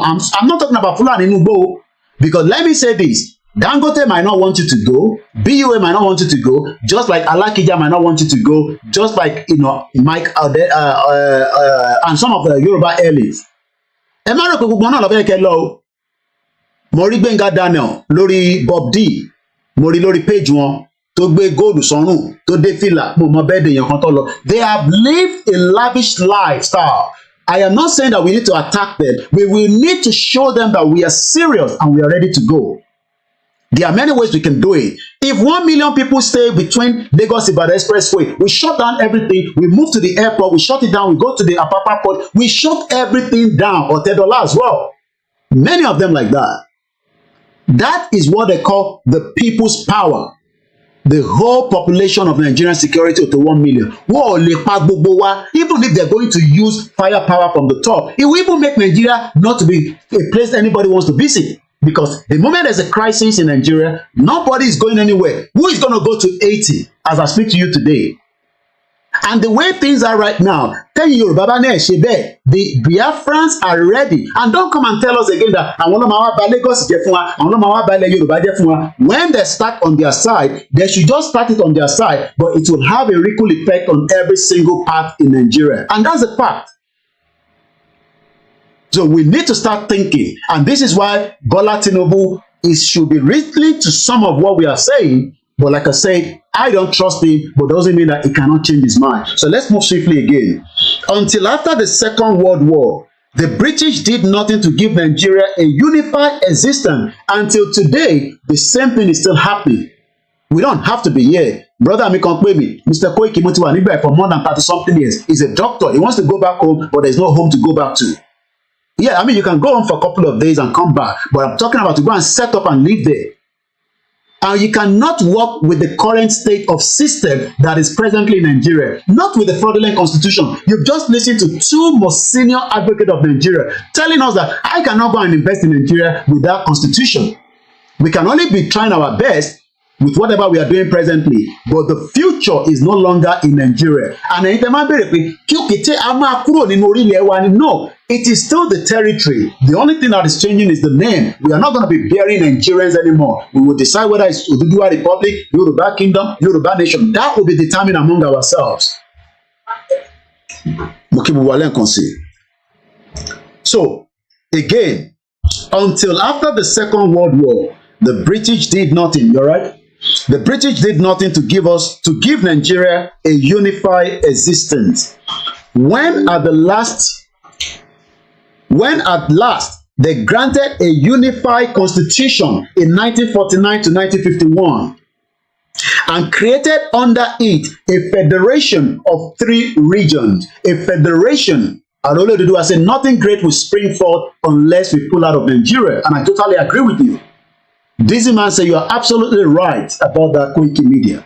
Sunday Waleni, what is the way forward to Yoruba Nation now? Seeing 2022, now we are seeing 2024. The way forward is for every Yoruba to believe that we should pull out of Nigeria. Àwọn kan ní a fẹ́ pull out, but it has to be for us to go back through a regional system of government, a parliamentary system of government. Even that, I don't think they are loyal, because àwọn northerner ló pọ̀ jù ní Senate ní Abuja, wọn ní agree, and all these your bastard politicians, àwọn lórí burúkú tá a máa ṣépè fún, kò iṣẹ́ yìí là ń ṣépè fún ní sàn ní láti ṣépè fẹ́ yìí mọ́, àwọn lòṣì politicians, àwọn Gbénga Daniel, àwọn Ọ̀ṣọ́bà, àwọn gbogbo wọn, they are born bastard látòkè délé lórí burúkú ni wọ́n. Tó bá wá sí UK wọ́n máa sá fún wa nísìnyí torí pé nípa àwọn láṣọyà because civilized society language, but a máa throw questions sí wọn. So èyí dẹ̀ ń béèrè pé Mr. Sunday tó ń béèrè pé what is the way forward? The way forward is a ní káwọn èèyàn máa lọ dìbò, wọ́n náà wọ́n fẹ́ dìbò fún Tinubu, ẹ ti dìbò nísìnyí, ẹ ti wà satisfied. So the question tó yẹ ká máa béèrè wa nísìnyí pé ṣé tún máa lọ dìbò ní 2027? Because some of you will still want to go and vote, but tá a bá ti ní majority tó sọ pé àwọn vote a fẹ́ lọ, because into ẹ̀kẹ́ máa concern ni pé tí Tinubu bá ṣe tán tí kò bá lọ ṣe tá a fẹ́ ń kọ́, a lè ló máa ṣe kó má ṣe, a lè ló ní kò ní ṣe kó ṣe. Èmi ò sí nínú ẹ̀ àjọgbé, èmi ò dẹ̀ mọ ifá tó ń dá fún lójoojúmọ́, mo ò dẹ̀ mọ babaláwo tó ń bá sọ̀rọ̀, mo ò mọ àwọn wòlíì tó ń wọlé lọ sọ fún pé Tinubu ọ̀rọ̀ Nàìjíríà yìí bó ṣe ń lọ nǹkan báyìí ló yẹ kó ṣe.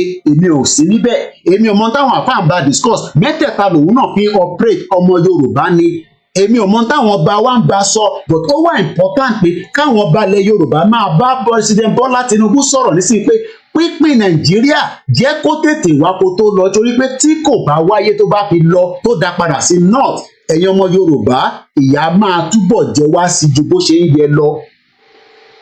Mo kí yàwá rúkà yàtọ̀ máa wùn mí Yorùbá Abẹ́òkúta mo kí yín. So we are not here to fight Tinubu, but we are saying to him that he has what it takes to pull down this structure, the structure that has failed, the structure that was deliberately put there by the British to stop the Yoruba people from progressing. Kí là ń jókòó ṣe nílùú ìbọn? Kí là ń jókòó ṣe nílùú yìí?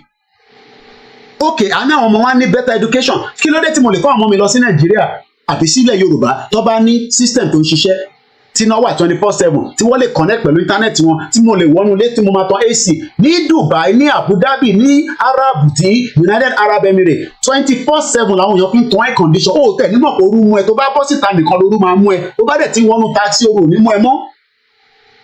So why are we living in denial? Gbogbo àwọn tá à ń gbé labroad yìí tí system bá ń ṣiṣẹ́ lọ́hùn ni we will relocate back within the space of 10 years. Àdé máa lọ máa ṣọlidé ní ìlú òyìnbó. So why are we deceiving ourselves? So ìwọ tó wà nílé tó ń sọ pé a ti ń sọ pé a máa gba nation yẹn, kí ló dé tẹ́ declare? Ẹ fún wa ní 60,000 AK-47. Màá sọ fún bàbá kí tó yẹ pé kó jẹ́ ká declare láàárọ̀ la. And I will be on the ground to also be part of that declaration. 60,000 weapon ẹ fún mi láàárọ̀ yìí. Ẹ sọ pé Koiki ó ti wà nílẹ̀ Yorùbá, àdé lọ confirm ẹ̀. AK-47 brand new.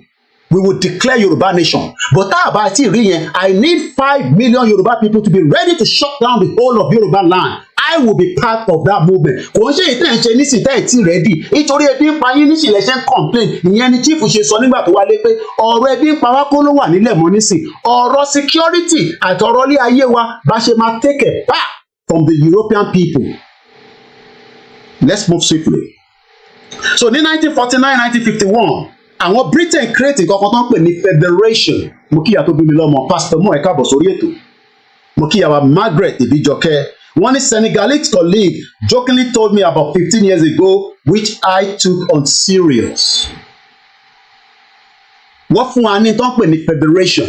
Okay, àgúrò sì destroy ẹ̀. Ṣé ní láti ìgbà yẹn làákàyè àwọn tó wà níbẹ̀ kò sí? Wọ́n nítorí pé Yorùbá kankan tí sí níbẹ̀ pé ọmọ Ìgbò ní Ọbásanjọ́ kò fẹ́ bọ̀ wá. Nísìnyí tí Tinubu ti wà níbẹ̀, ẹ má jẹ́ kó tún waste time. 600 days ní Indonesian president tó wọlé after tí àwọn military ti kúrò níbẹ̀ ló fi fún àwọn East Timor ní àyè kan máa lọ. This was only in 2000. Nígbà tó máa di 2002 wọ́n declare independent fún East Timor. Ìwọ tó bá gbé ní East Timor tó bá ní passport wọn sọ pé rọ́ọ̀nì mò ń pa wàá fi wọ Nàìjíríà wàá fi wọ UK wàá lò 180 days. Wọ́n sọ fún wọn pé wọ́n ọmọ Commonwealth ò dẹ̀ ní access láti wọ ìlú yìí. Àìmọye àwọn tí mo fẹ́ kọ́ wọ ìlú yìí tí wọ́n fún ní visa. So why are we living in denial? Kí ló ń ṣe wá gbọ̀ngàn kí là ń gain gan pé torí àjókòó sí UK? Okay, exchange rate kò fáwọn èèyàn wa ní favour nílé because inflation ò jẹ́ kó ráyè gbádùn.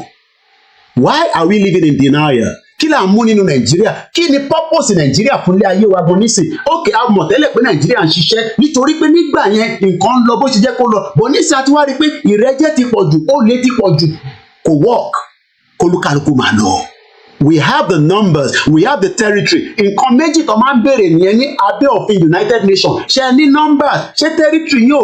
Àwọn kan tẹ̀ ní pé ẹ jẹ́ ká pọ̀ sí díẹ̀ pẹ̀lú ìtọ́jẹ́ tiwa. Tí Ẹdó bá náà fẹ́ tẹ̀lé wa, wọ́n á máa tẹ̀lé wa lọ lọ́jọ́ iwájú. Kò ń ṣe nísìnyí pé ká fẹ́ force Ẹdó pẹ̀lú wa. Tó bá náà wọ̀n lọ, kó máa lọ káwọn náà dá dúró gẹ́gẹ́ bí orílẹ̀-èdè. Bí Kwara gan bá náà wọ̀n lọ, ká fi wọ́n sílẹ̀ kó máa dá gbé tiwọn, ká máa dọ́ tiwa lọ, kó máa fi tiwọn dá wa dúró. Ká má wà nínú ìgbẹ́ tẹ́ ṣíṣí máa bò wá mọ́lẹ̀. Tó bá dẹ̀ náà fẹ́ lọ kó máa bọ̀ pẹ̀lú wa. Ẹni tó bá fẹ́ Islamic country kó máa lọ sí Kwara kó dá nation tí wọ́n sílẹ̀. Kí ló dé? Ní Dubai nísìn wọ́n create àǹfààní fáwọn ọmọ Hindu. Mo ti show yín ní picture yẹn rí. I hope I still have it here. $81 million. Ó dà ẹ̀hún lélẹ̀. Lọ́ fi kọ́ kíní tẹ̀ ń wò lẹ́yìn ni. $81 million.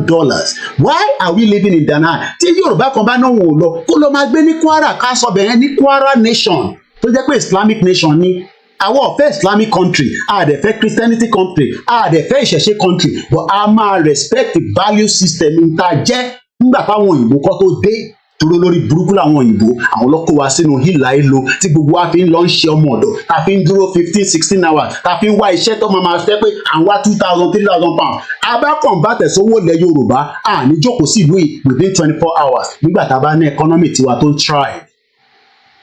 So they gave us a federation between 1949 and 1951, but that federation was destroyed. It was known as the Eastern, the Northern, and the Western region. Kò sí nǹkan tó ń jẹ́ 36 states and the FCT. O lè lọ fi ń jà 419 ní ìwọ tó ní kan fún ẹni mọ́ state. Wàá rí pé ìyà ló máa jẹ gbẹ̀yìn. 774 local government. Ilẹ̀ Yorùbá ní 191 nínú local government yẹn. North ló pọ̀ jù láàrin gbogbo local government. O lè lọ fi ń jà nítorí pé Britain ló fún àwọn Northerner ní censor tó fi di pé wọ́n pọ̀ ju gbogbo wa lọ. Àwọn ọ̀dẹ̀ lọ kọ́kọ́ rig the first election. So tó bá sì ń sọ pé o fẹ́ keep Nàìjíríà, òun keep tí Britain create fún àǹfààní àwọn ayé tiwọn àtàwọn ọmọ wọn. Ìyẹn làwọn ọmọ wọn ṣe ń gbádùn pẹ̀lú British passport. Nigerian passport ò lè gbé lọ sí anywhere. Let's go further.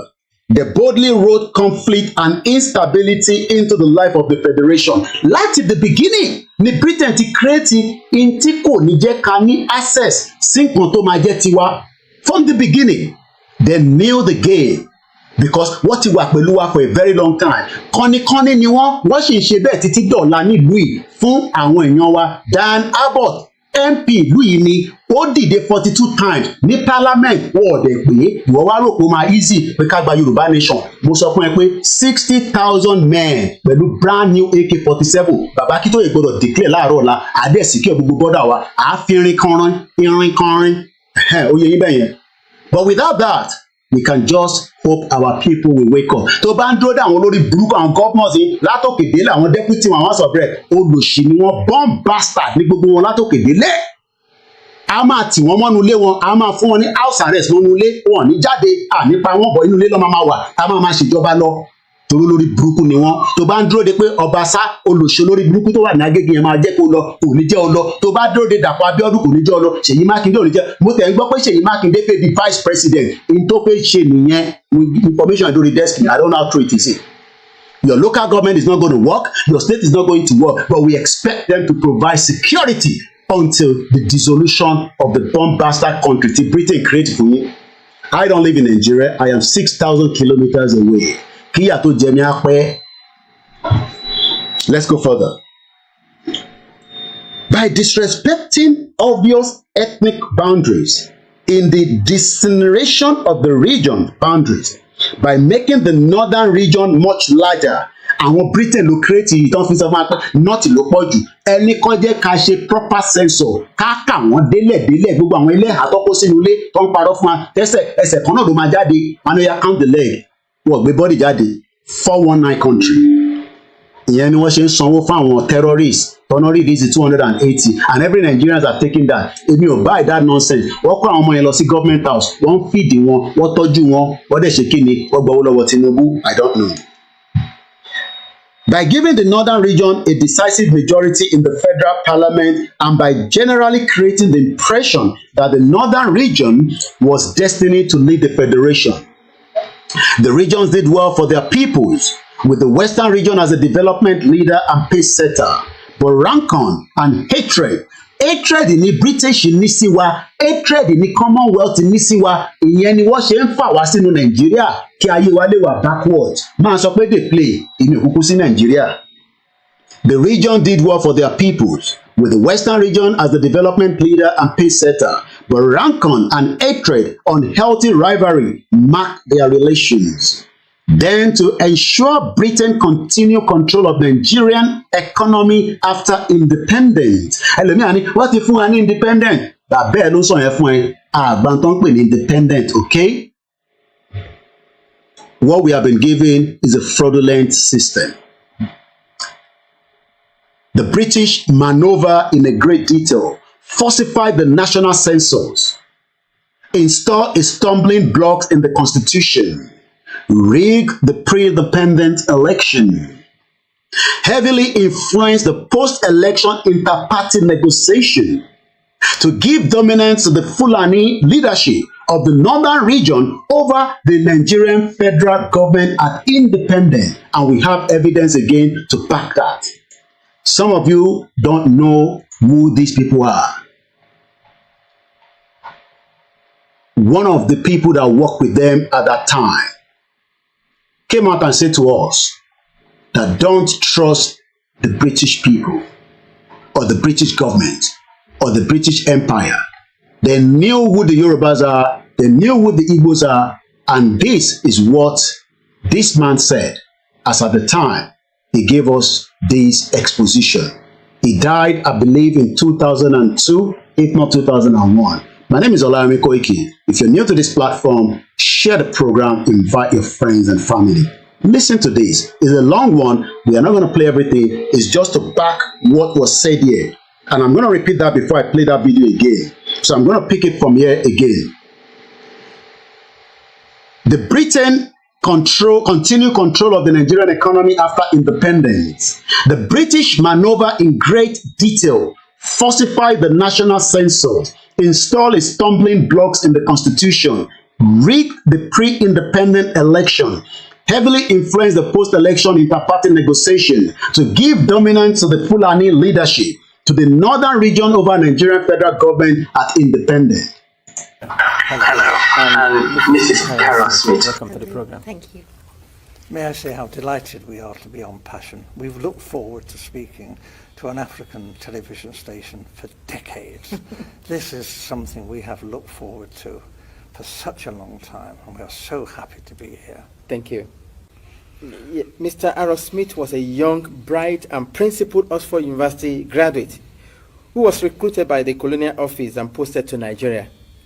He took his final examination a year ahead of his class. He also married Mrs. Carol Smith, whom he met while they were both at Oxford University. Together they went to Nigeria, where they had their 2 children. Mr. Aaron Smith, you were featured in a program recently by BBC Radio 4, yes. Titled Document, yes. And that was hosted by Mr. Mike Thompson. Yes. You are alleged that the British government rigged the first and most important election in the history of Nigeria in 1959 in favor of the North. Am I correct? Yes. How long were you in Nigeria for? From 1955 to 1960. And we were based in Lagos. I was on the staff of the Department of Labour. I was largely occupied with employment problems, all the employment exchanges, and statistics, and international reports, and was kept pretty busy. I was also stationed in Lagos in charge of the capital and the port. I was the port labour officer as well, and I also devised a port labour scheme and later a social security scheme, which was one of the first in Africa, which guaranteed workers some income after they'd finished work. It was a providence scheme. As I say, it was called the National Providence Scheme, and I was very proud to have put that on the statute book. I was going to ask you what your role is. You've mentioned three important. Is there any particular name given to your office while you were there? Just labour officer. I was a labour officer, a senior civil servant. Okay. I only intended to stay in Lagos initially for 2 tours of duty. Although, because of this conflict with the elections, there were difficulties. Actually, government wouldn't let me leave the civil service. They were determined that I should stay in the civil service after my 2 tours. And I was offered very considerable incentives, including a knighthood, to stay and work for government. Primarily this was because I had access to state secrets. I learned, and the Governor-General himself confirmed this to me, that the elections were rigged, contrived. The intention was that the North should rule Nigeria.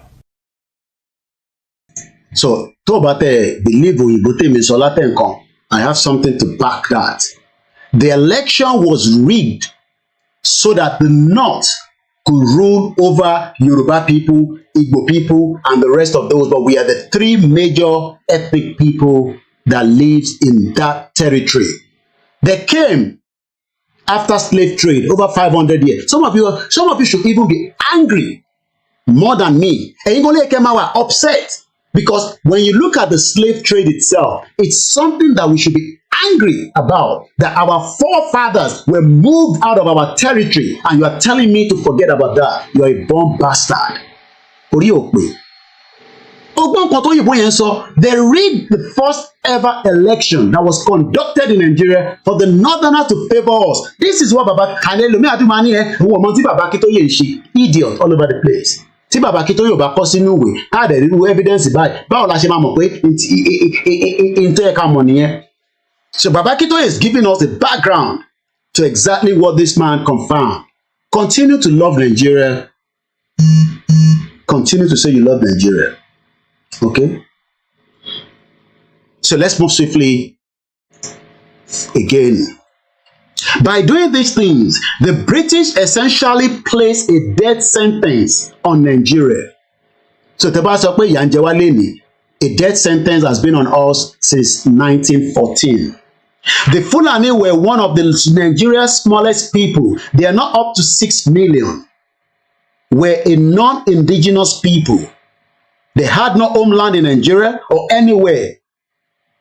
They were part of a Fulani people scattered all over West Africa, consisted mostly of the nomadic cattle herders, were the least educated people in Nigeria and the least delirious of modern education.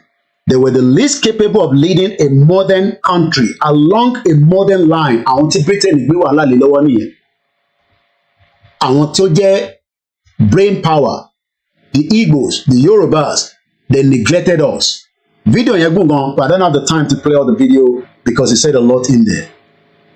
And they are now manipulating everything today. Oh, no, just live together and let's have one. No, Britain can have embassy in the north if they want. If they don't want to have embassy with us in the future, that's up to them.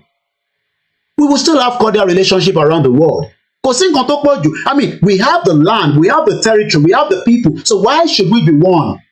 And like Agbakoba say, and if we're going to be one, is it our politician that will force us to be one, or is it the Oyibo people that will force us to be? No, we don't want to be one, but we are not ready as well. All we do is we are just mourning, including myself. When we are ready, we will take the bull by the horn. It is not going to be a conversation on the X, on social media, not on Facebook, not on YouTube. It will be on our territory, our land territory. It does look. America will come with their warship and move their people away, just like they've done and they are doing right now in Haiti. So don't think anybody wants you to go. You don't buy freedom in Tesco or Costco, and you cannot get it in ShopRite. You will move out. Every single one of us, we will protect our women and children, but we will force our politicians to leave the power.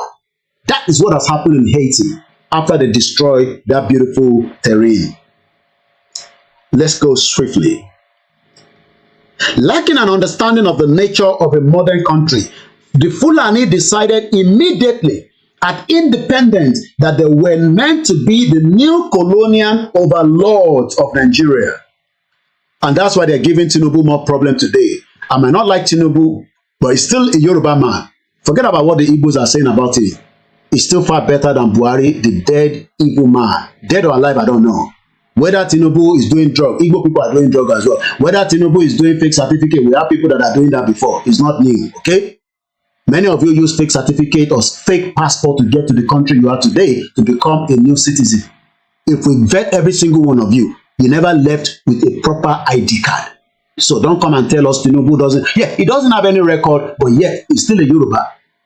So we are hoping that he will do something. Personally, for me, I don't believe in him, and I will never, because he hasn't called them terrorists. He's still calling them bandits. Who is he scared of? Remote control Tinubu no latita. The IMF, the World Bank, the evil ones, and the African Development Bank, managed by a Yoruba man. Don't trust them when you see them in the suit. Fela said, "Animani ima sweet, animani uma suto." And if you trust United Nations, you are all gunners. Okay, I wanted to say something else, but I took that back. Believe United Nations in your head. United Nations, call United. They don't come and give you a country. They will only come and settle wahala. Let's start the wahala. You will see that the world will listen to us. But people say, no, I'm not very wahala. Don't sit in UK and be copying for wahala. Now, 28,000 Yoruba people died when Buhari was there for 8 years with his business partner, Osibajo, short man devil. And on a Sunday, that one we go to church and be calling for prayers. And I want to open the phone line as soon as we hit 2 hours of the program so that I can start winding down, because I still need to go and read the book for my children as they're getting ready for school. So let's move swiftly. Lacking an understanding of the nature of a modern country, the Fulani decided immediately at independence that they were now meant to be the new colonial overlords of Nigeria. Nigeria's sad journey thus began through endless falsification. If you don't know the meaning of falsification, many of us are just carrying Nigeria as an identity. Lucky for those of you that have another passport. That is an evil ID or identity. Our Nigerian passport today, we are carrying a fake falsification, a fake ID card, a fake identity, because there's nothing called Nigeria. And if you don't believe whether that or not, maybe I should just have this. We haven't played it for a few days now. Where is it? Are you a Nigerian? Are you sure? Are you very sure? Or you are just saying what somebody told you? Who told you are in Nigeria? Oh, your mom, your dad. They told me the same thing, only for us to realize that nobody is called Nigeria. Nobody is called Nigerian. There was nothing called Nigeria before the 1914 amalgamation. And I don't know, I'm just looking for something. And if I can't find it, I'm going to quickly add it. I should have it here. Okay, I have it now. Are you sure? Are you sure you're in I am in Nigeria. Koiki, shut up. Nigeria ni wa. I'm a fix in Nigeria. We river bell fix in Nigeria. To fiku. Mo fi madaruko yeah because they don't have the strength. But bell to go fix in Nigeria ko ri fix. You are now thinking that Tinubu to ti look.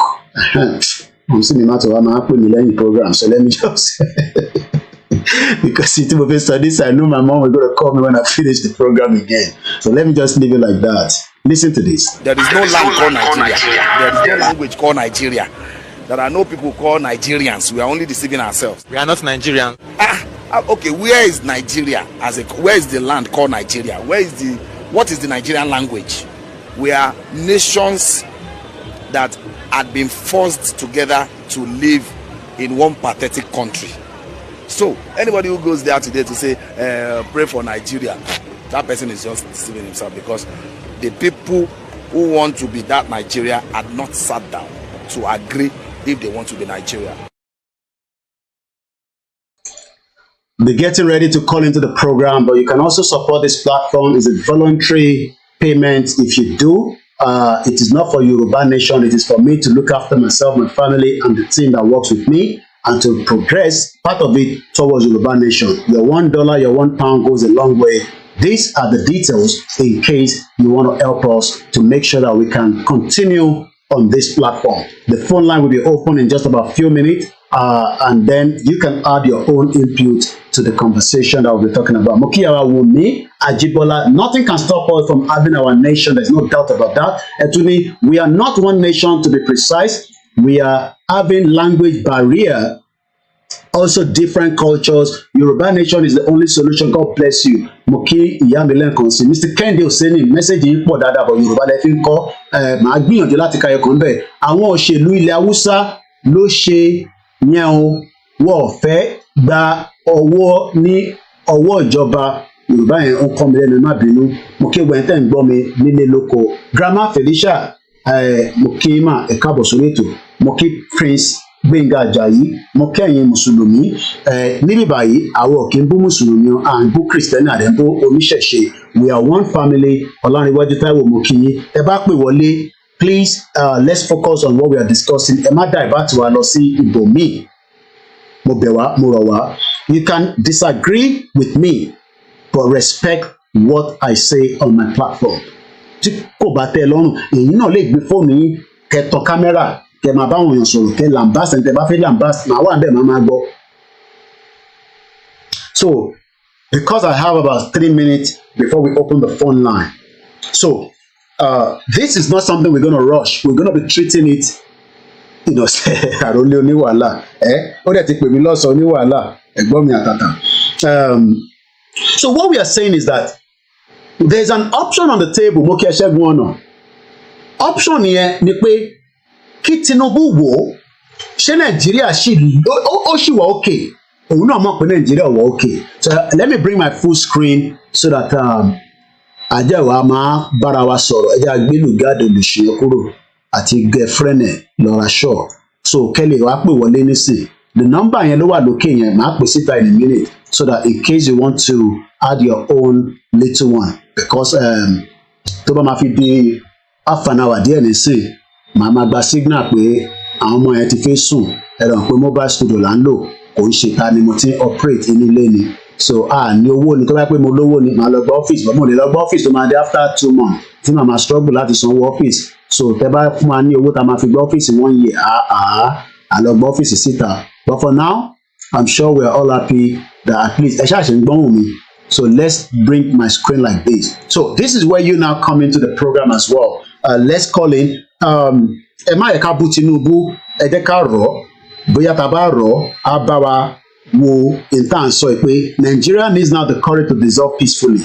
Lóòótọ́ àwọn ọmọ Igbo lè máa bu, ẹ má yẹ ká wá bu, òye yín nísìn, bóyá tá bá ń bá sọ̀rọ̀ pẹ̀sẹ̀pẹ̀sẹ̀ á gbọ́ tiwa bí a ṣe fẹ́ kó gbọ́. Nọ́mbà tẹ́ máa pè sí ni +44 74 044 05917. Máa pè ní mẹ́ta +447 404 405 917. That number brings you right into the studio. Ẹ jẹ́ n ka àwọn kọ́mẹ̀ntì Prince Benga Mokinyi, I'm not comfortable with the way our Yoruba brothers are thinking. With the level of education we have, I think by now we will be at the point of declaration of Yoruba nation. Prince, Ọlọ́run mo ti sọ lẹ́ẹ̀kan mo mọ̀ gbàtẹ́ wọlé sá. A lè lọ declare tá a ní firepower láti fi declare. The only way that we fi declare ni I need the mobilization ni. I mean 5 million people kò ń ṣe ó wà nílẹ̀ Yorùbá. Tàbá máa calculate gbogbo ilẹ̀ Yorùbá, a lè get 5 million, probably about 1 million á wà lẹ́kọ̀ọ́ or 1.5 million. I declare Yorùbá nation táwọn èèyàn bá jáde. But problem tàbá ní pé tàbá ní ẹja jáde ẹlòmíì máa bí mi pé Koiki ò send owó oúnjẹ síyàwó mi. Máa wonder pé èèyàn mélòó la fẹ́ send owó oúnjẹ sí. This is what we experienced at the beginning of this movement. So mobilization yẹn is for every one of us. Àjọ wa èmi náà sọ pé màá wá sílé. Èmi ò ní jókòó sí ìlú òyìnbó. But teach yẹn. So tàbá ní ká kọ̀ lọ declare. I need the okay tàbá rírọ àwọn alágbára wa tó lówó tó bá support wa. Owó support. Ó jáde kó support. Ìyẹn la ṣe ní gbogbo wa ká máa lọ dáwó díẹ̀ sínú YSDN. Àwọn èèyàn support. Ọkọ yọ support. Àwọn gbádùn ayé bàbá yẹn ti dàgbà. Ẹ̀rọ wọn àti ìyàwó ẹ̀ kékeré yẹn. Wọ́n gbádùn ayé wọn. Àwọn Davido ò ní problem. Wizkid ò ní problem. Burna Boy ò ní problem. Tiwa Savage kò ní problem. Kódà Eniola Badmus mo rí tó ń gbádùn ayé ẹ̀ ó lọ sí Abuja níjọ́ ní mo rí tó ń tẹ̀ ó máa yẹn tẹ̀ sí wa lójú. Fine girl ó dẹ̀ ṣe wàhálà pẹ̀lú àwọn APC so ibi tí wọn bá dẹ̀ ti ṣe ló máa ti jẹ so èmi ò blame wọn because àwọn náà pé wọ́n gbọ́dọ̀ but ẹ jẹ́ ká wọ ọjọ́ ọ̀la ilẹ̀ Yorùbá problem tèmi ní ni pé ìṣeré ìta fi rọra ń ṣeré tí Tinubu bá lọ tá a mọ ta fẹ́ ṣe kékeré rere o kékeré rere lóòótọ́ mo sí lè bá àwọn èèyàn mi wà ń lè màá kọ́ máa ṣọ́bi tí mo fẹ́ lọ ní 15 years tí mo fi kúrò nílùú yìí so tí ìbá jáde kúrò nílùú yìí another 15 years kọ́nà fún mi lálàáfíà tẹ̀mí gúgù but ẹ̀yin tẹ wà ń lé kọ́ ara wa ò gbà bẹ́ẹ̀ ṣe ń jìyà yẹn kò tẹ́ wa lọ́rùn so ẹ̀yin náà wá pè sínú ètò tẹ́ẹ̀ bá wá pè àkọ́ máa bá kinní lọ so that màá máa kà lọ but màá fi screen mi like this so màá máa kà lọ síbi tí mo kà dé so tí kò bá dẹ̀ wọlé màá gbé kọ́ọ̀lù yẹn mo kí ọgbọ́n yẹn tẹ́ wà lórí Instagram tẹ́ ń gbọ́ wa ẹ má kí ọ̀kan yes right ni kí Sanwó-Olú máa ṣiṣẹ́ lọ láti make sure pé wọ́n bá wa ṣe títì ó ṣe ná gbogbo yẹn ò ń ṣe problem but à ń sọ̀rọ̀ identity wa identity theft àdẹ̀bá Tinubu jà so in case ẹ̀yin tẹ́ ń gbọ́ tó jẹ́ ọmọ Tinubu ní ibo mo kàdé ok kọ́ọ̀lù ti wọlé ẹ̀tí kọ́ọ̀ bá ti wọlé ní ọ̀kan bá ti easy mo ti bínú tán ó yá gbóhùn sókè ẹgbóhùn sókè brother mi ẹ káàbọ̀ sórí ètò. KOIKIMEDIA. Bringing the world closer to your doorstep. Ṣàlàáfíà ni. Àlàáfíà mo wà. Ọmọ Yorùbá káàárọ̀ kásán kálẹ̀ Azeez ló sọ̀rọ̀ easy dollar from Miami. Ṣé púpọ̀ ìlú máa ń sọ̀rọ̀? À ń gbọ́ yín máa sọ̀rọ̀ lọ́wọ́ brother mi mò ń gbọ́ ẹ. Okay. Àwọn ẹ̀yin ọmọ Yorùbá YSDM lè dé bá sọ̀rọ̀ láàárọ̀ yìí àbí lọ́sọ̀ọ́ ẹja rẹ̀ YSDM Koiki ìwọ nìkan ló ń pariwo YSDM náà àwọn YSDM láti jáde síta 2 times or 3 times a day or a week kọ́ wá bá a sọ̀rọ̀ ìwọ ló ń pariwo YSDM náà ló ń sọ gbogbo everything ọmọ irọ́ àwọn YSDM jẹ́ kó bọ́ síta kọ́ wá bá a sọ̀rọ̀ ìpè àwọn ni YSDM wo àwọn là ń represent òye so that way àwọn bí tá wà. Bí onítìrí ṣe wọlé last time náà nìyẹn bóyá promote everything nìyẹn pèrè yẹn wá ta àríwá rú. Òye so aláti mọ YSDM tó bá jẹ́ treasurer ni jẹ́ kó jáde or secretary jẹ́ kó jáde kó sọ wá pé ok báyìí ni o bí báyìí la máa dáwó sí òye wọn ló ṣe gbogbo ẹ̀ náà àrí mi. Òye so ẹ̀yin ọmọ Yorùbá YSDM lèmi bá sọ̀rọ̀ láàárọ̀ yìí ẹ bá ti jáde bá gbóhùn ẹja rí lẹ́sí face òye ẹja rójú yìí náà àkọlẹ̀ bá wá dáwó sínú ghost ẹja rí ẹ̀yin YSDM tẹ́ bá represent wa àmọ́ pé bàbá kí tó lè ló fọwọ́ sí ọ̀ ẹ̀yin gbọ́ngàn tẹ́ wà lẹ́yìn back screen ẹja rójú ẹja rí gbọ́ngàn so that way àmọ́ bí tó ń lọ Koiki nìkan ló ń pariwo owó àmọ́ bí tó ń lọ náà. Oyè pàdé mi tó bá a sọ fún wọn pé ok bóyá Monday or Tuesday wọn máa jáde or Monday to Friday. Bó wọn náà ṣe ń jáde gbogbo alájọ́ ṣiṣẹ́ yìí náà ó yẹ ó lè gbé gbogbo bọ́ọ̀dì sí ẹ lórí YSDM gangan tó ń represent Yorùbá kọ́ pọ́ síta kọ́ sọ wá pé ókè o káyọ̀ báyìí làwọn máa jáde and this is what we need from you that's all. ó yẹ. Thank you very much. Ẹ ṣé gan ni brother mi. Thank you so much. That is ẹ ṣé gan ni. Easy ló sọ̀rọ̀ yẹn. Bẹ́ẹ̀ náà bá fẹ́ sọ̀rọ̀ nọ́mbà tẹ́ máa pè ní +44 74 04 405 917. We have about another less than 40 minutes to play with. So any right láti pè wọlé. Ẹ comment màmá kà wọ́n comment yìí tó bá ṣe ń wọlé màmá make sure pé mo kà síta torí different platform gbogbo tí ń wò mí. Gbẹ̀gbọ́n mi Ọmọgbọ́láwọn Albert àwọn náà ti fi kọ́mẹ́ǹtì sílẹ̀ wọ́n ní long term solution is just to disintegration separation jẹ́ kán mọ̀ Yorùbá nation now mo kí ìyá wa Tèmídémi Kudirat salamu aleykum àwẹ̀ di mélòó báyìí lẹ́nìí àwa tá à ń gbàwẹ̀ látùmọ̀jọ́ tó dì lẹ́nìí ẹ̀gbọ́n mi Ọmọgbọ́láwọn ní regional and parliamentary system is just a temporary measure not a long solution so that is for those that even want it as well. Erinmoje Omosaja to money. Why Jonathan didn't about it when he was president of Nigeria? Every Tinubu náà bá ṣe tán nísìn, òun náà tún máa sọ the same thing. Ní tó máa ń ṣẹlẹ̀ ní pé tí gbogbo wọn bá kúrò lórí oyè, lọ́dà nǹkan máa ń ráyè sọ ọ̀rọ̀ tó yẹ kó sọ nígbà tí wọ́n ò sí lórí oyè. So it looks like tó bá ti kúrò nínú power yẹn, wọ́n máa ń ní more access láti sọ̀rọ̀. Bí wọ́n máa ń di ẹnu wọn mú ni. Mo ní láti wo reason tí Instagram ṣe fún wa ní this short bí wọ́n ti change ẹ̀ ni. Kọ̀tẹ́lẹ̀ a máa ń ṣe 4 hours lórí àbí 3 hours ilé ìta ń ṣe ní sìnkú tẹ̀ tó half an hour mu so bí a mark zubigi àbí kí ló ń jẹ́ tó tún short ration mi nàbí báwo kí ló ń ṣe bọ̀bọ̀ ìkẹ́ gbogbo ẹ̀ ṣáà lè kò cost anything náà ẹ jọ̀ọ́ ẹ bá wa dáwó sórí YSDM so ẹ bá wa dáwó sí a ní kọ́ bá wa sọ̀rọ̀ so let's continue and if any call comes in I'll pick it up but for now I'm just gonna read more from this. Ìtí bàbá kí tó lè fi ránṣẹ́ sí wa. So, number 3. The British used federal power to crush the Western region. Nigeria's leader and pace setter in development because the Western region was strong and wanted a true independence for Nigeria. The plot finally hatched in 1962 títí dé 1965. Destroyed the Western region and Nigerian development progress.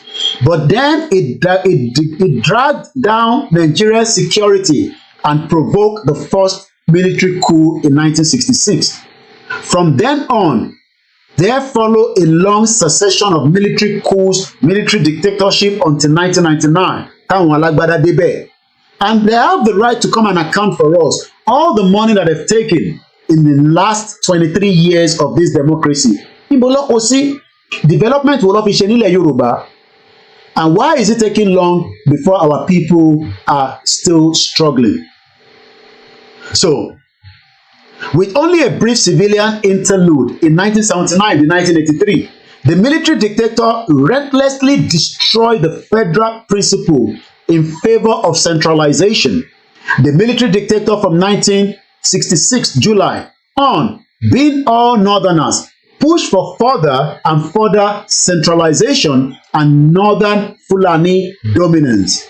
So even Tinubu tó wà níbẹ̀ nísìnyí, it's gonna take him a while. Mo kí bàbá wa Lade Shakiru kó tẹ̀ tó sọ pé foot ẹ̀ máa stand properly because they've destroyed that whatever is taking control of, which is the president of the Federal Republic of Zoo.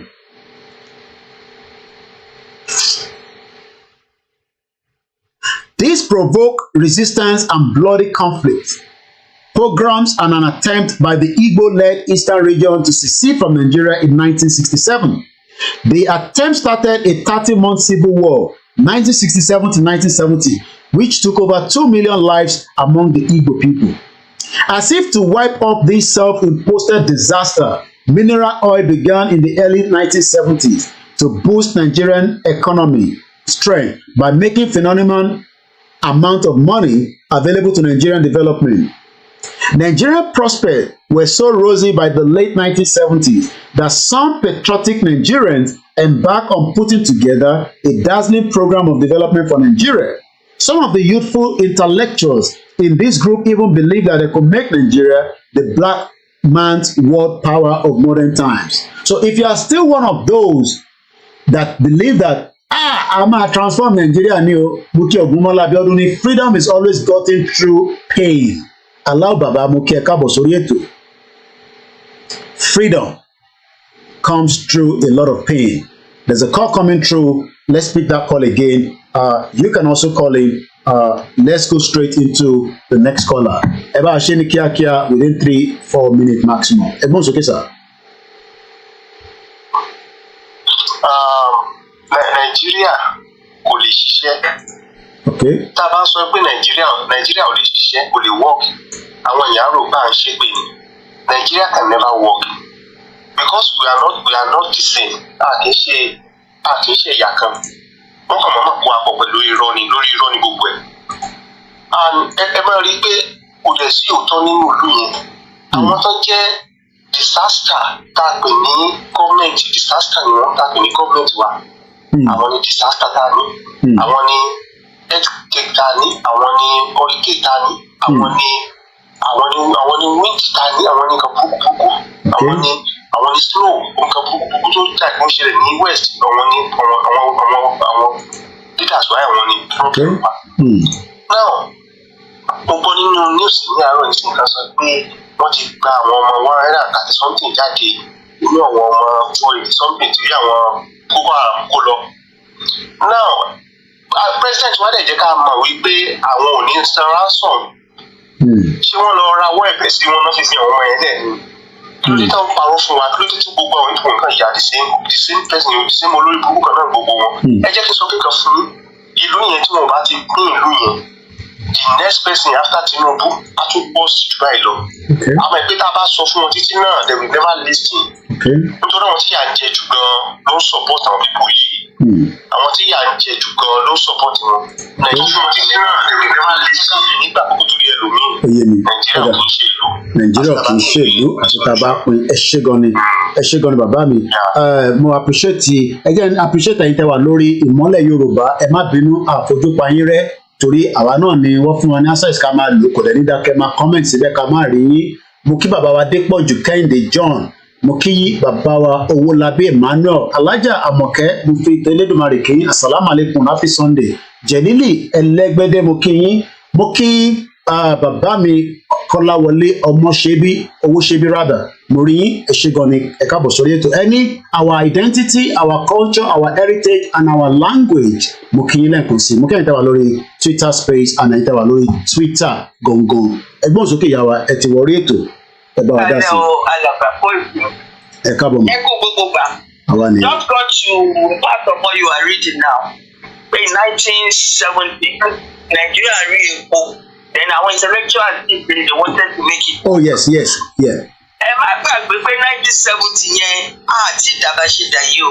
Okay. Yorùbá ṣì ní ẹ̀kọ́, wọ́n ṣì bẹ̀rù, wọ́n ṣì ní integrity. Àwọn ọmọ Ìgbò náà pẹ̀lú pé àyẹ̀wò ti ń tógun bọ̀, ara wọn balẹ̀. Ẹ àwọn Fúlàní ẹ̀jẹ̀ Fúlàní mọ ogun jẹ̀mọ̀ gbogbo bọ́n ti máa. Compare, despite the fact that those people stood up to make it work. Ẹ wo bí ta bára wa. What about the way you make it work? To those people who are still thinking Nigeria is going to work, I'm just trying to tell them, baby, but no, you go work, go. So ẹ má bínú ìyá mi, kí ló dé tí kò fi work nígbà yẹn ká fi wá wò pé ó máa work nísìn? That is what I'm trying to say, because even then we were not one. Yorùbá nìkan ló place for one Nigeria. Lẹ́yìn ogun ọmọ Ìgbò tí mo pé kò sí Naija, grab whatever you want to grab. Ọmọ Fúlàní dẹ̀ láti bẹ̀rẹ̀ àtàwùsá, àwọn Fúlàní ló ń darí àwọn wọ̀nyẹn dẹ̀ ti mọ̀ pé all they want is a jihad. So we're just going to this partnership, kó ló máa pay wa, tó bá pay wa, this is what we're gonna do.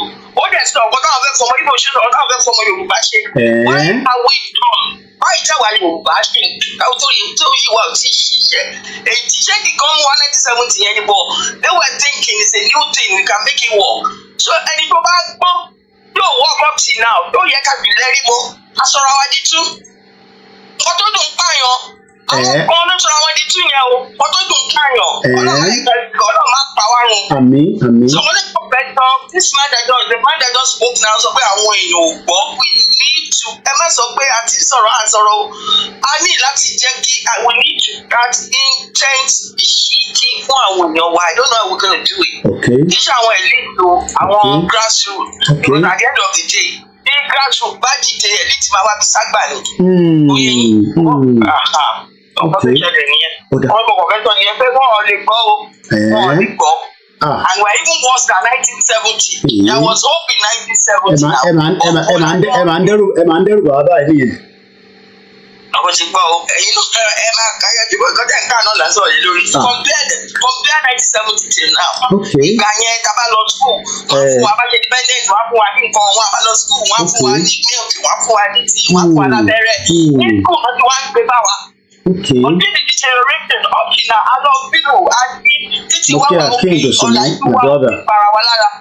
Àti lájújù ń pè ju pé nation yẹn lè work kò lè work. Ìwà oníkálukú lè wá di ẹwà sí wọn. Ṣé kàn ṣe pé I don't care attitude ló ń ṣe gbogbo wa báyìí pé mo Koiki ẹja ìké máa ṣe tèmi nínú Nàìjíríà kọ́lọ̀ máa fọ́ lọ́jọ́ máa fi dé. Ọmọ Yorùbá nìyẹn ṣùgbọ́n ọmọ Fúlàní Yorùbá yín mọ̀ yẹn ọmọ Fúlàní ní àjẹ́dá ọmọ Ìgbò náà dẹ̀ ní àjẹ́dá ṣé bẹ́ẹ̀ ni wọ́n tó kó weapons wọlé 2017 ni mo ti gba àwọn tajú wa lórí platform bẹ́ẹ̀ dúró náà ọlọ́pàá máa wọn pípín gbóná ti ní weapon gbóná lọ kí ló fẹ́ fi weapon ṣe ṣòkú méjì. Àwọn èèyàn wa máa dá mi lóhùn lórí platform. Abdullahi káàbọ̀ sí ètò.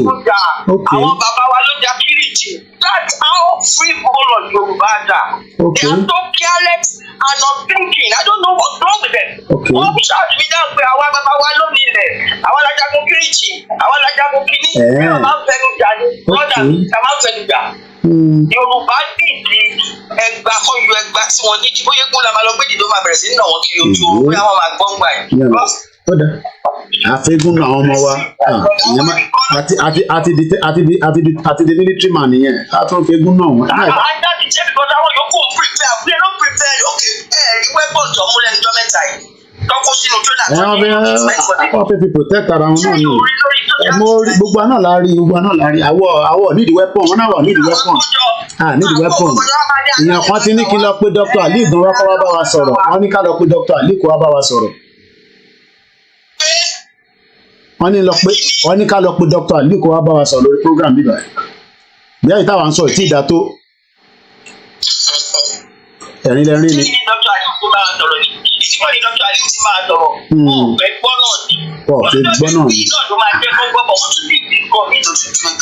Ọ̀dà ok àwọn èèyàn ti bínú tán ẹ̀gbọ́n mi ọmọgbọ́n láwọn ní those so-called Yorùbá elite politicians businessmen and businesswomen academicians technocrats and co are the one way or the other are benefiting in the routine system. Ibi mo rí lórí péjì Délé Mọ̀mọ́dù mo rí tí Gbénga Daniel tó kọ́ agbádá rẹpẹtẹ àti góòlù sọ́rùn tí wọ́n lọ sí birthday ó dẹ̀ bí ẹ̀yàwó ẹ̀tẹ̀ ló ń ṣe 60th birthday I don't know. Mo kí ẹ̀ tẹ́ wà lórí Twitter space òdìgbà tá a bá ń ṣe program 4-5 hours okay there's a request coming through jẹ́ ká gbé request yẹn lórí Twitter kan máa ní ṣẹ̀mánẹ́ rí wa níbí báyìí ó yẹ bá a gbóhùn sókè okay ó ti drop mo kí yonkan mo rí yonkan náà ní bíbá àwọn èèyàn máa wà lórí bíbá náà díẹ̀ mo kí àwọn Igbo náà Biafrans okay akéde tiwa ó yẹ bá a sáré gbóhùn sókè akéde ẹ ti wà lórí live pẹ̀lú wa ẹ jẹ́ agbó látọ̀dọ̀ yín náà. Ẹ káàbọ̀ sà. Wọ́n tẹ́lẹ̀ kàn fẹ́ sọ níbẹ̀ pé àwọn tí Gani Adams bàbá nídìí láti bá wa jáde kán lè kílẹ̀ ọ̀rọ̀ tó ń lọ torí ọjọ́ iwájú. Ó máa dùn àbí ó máa dùn mọ́ gbogbo ọmọ Yorùbá nínú pátá àwọn nínú mọ́fẹ́ǹtì àtàwọn tí ò ní bìlì fún ẹ̀ náà. Wọ́n jáde síta torí ọjọ́ iwájú kì í ṣe torí ẹ̀. Kan jọ ká wá jáde síta ìyẹn lọ bẹ́ẹ̀. Yẹ́nì gbogbo àwọn tó ń pariwo Nàìjíríà yìí tí àsìkò àti sùn tó bá tó dúró máa là gbogbo ilé ìtàn ṣe wọ́n ìṣẹ̀lẹ̀ pani. Àwọn olè lọ́wọ́ ẹsẹ̀ olè tọ̀ ni àwọn tó jẹ́ ọmọ ẹgbẹ́ àwọn náà lọ́mọ tó ṣe padà náà. pé ìbá ṣe play bá sì ṣe lásìkò bá tó mo tó máa ṣẹlẹ̀ máa ṣẹlẹ̀ mo tó máa ṣẹlẹ̀ mo máa ṣẹlẹ̀ ìgbà díẹ̀ ló kù fún ẹ pẹ́ jù sá. ẹ ṣé gan ni bàbá wa ẹ ṣé gan ni sir, thank you so much. òun lẹ ti gbọ́ yẹn pé kí bàbá wa kọ́ jáde ó dàn kí bàbá kí tó ìlọ ń sọ láti tún wá bá wa clear ẹ̀ ok wọ́n ní Gbenga Daniel's wife celebrate 60th birthday àná kó góòlù sọ́nù gbogbo ẹ̀ lọ́kó sọ́nù. We're gonna wind down the program. It's not about the long program, it's about the richness and the content of the program. I think there's still one more request coming. Okay, let's take this as well. Let's approve that. And we also have our brothers from the Biafra in the house as well. Go ahead, Mimi. Okay, I hope he hasn't picked it up yet. So let's allow that to come through. I cite you, Young Khan, and I appreciate every one of us. It's a Sunday, and we're going into a new week. Daniela Edeni, some people are thinking we are playing on this platform. If they don't hear what Mr. Koiki is saying, don't understand, maybe you can go back to where you are coming from. Okay. Mimi, I can't see anymore. I think you actually dropped the speaker. I don't know what happened there. Anyway, we're reaching out to say, yes, it's a matter of time. I don't know what much we can say. We cannot force people to come out. But we can encourage ourselves, including myself, to do what is needful. Don't think that America wants you to go, and don't think that UK wants you to go. Nobody wants you to be free. Okay, let's approve that again. Lenkonsimoki Arewa Akikanju Omoluabi, we appreciate you. Yonkan Global Media, Robodi Yomokin, Uche, Uechi, and then Adeola Adebimpe, Mofitele Mariki. So I think somebody have pick the mic there. Come on, let's hear from you, because we have just about 10 minutes to wind down this program so that we can all go and relax. And I can also go and watch some other things and monitor what is happening. Go ahead, Mimi, you now have the mic. Go ahead. Good evening, everyone. You're welcome, sir. Good evening, sir. Alicia and everyone. You're welcome. In this platform. First, I want to start from the angle of Gani Adams. Okay, go ahead, sir. The allegation is alleging against this our man, Sunday Igboho. Because for me, as a Biafran, I recognize Sunday Igboho and the good job he's doing. They're achieving this Yoruba nation more than his own office, more than what he's doing. I did not disrespect his office because I don't know details of his office, but I still respect Sunday Igboho as that may be. That allegation is too weighty. You should come and clear very well so that we will understand him. And secondly, what is really going on in this country, and I am happy that majority people, they are now getting it. They are now getting the truth, knowing the truth. Look at now. 287 release after paying. I know they will not come out and tell us that they paid the 1 billion, but I know they paid the money, they paid the ransom. Are we going to continue living with such people? Where did they get the 1 billion from? But they said there's no money in the country. That's just by the way. It will continue to happen. Look at the recent thing that happened. The DHL army is declaring the citizen wanted. I don't know where that is done. Is it the army that will be declaring all the courts? Okay, they said they declare Simon Ekpa. Yeah, I'm going to talk about that, I believe, in my next program. This declaration of people wanted. But go ahead. Thanks for highlighting it. And bringing it on board. Go ahead. So they said they declare him wanted. Why? Because of he's defending his people. All the insecurity that has been happening in this country, even before Simon Ekpa was born, it has been happening. Simon Ekpa is a young guy, 85 or something that he was born. Insecurity has been happening before then, before even he was born. After he was born, continue. The insecurity continue. Misrule and everything. That is what is happening in this country.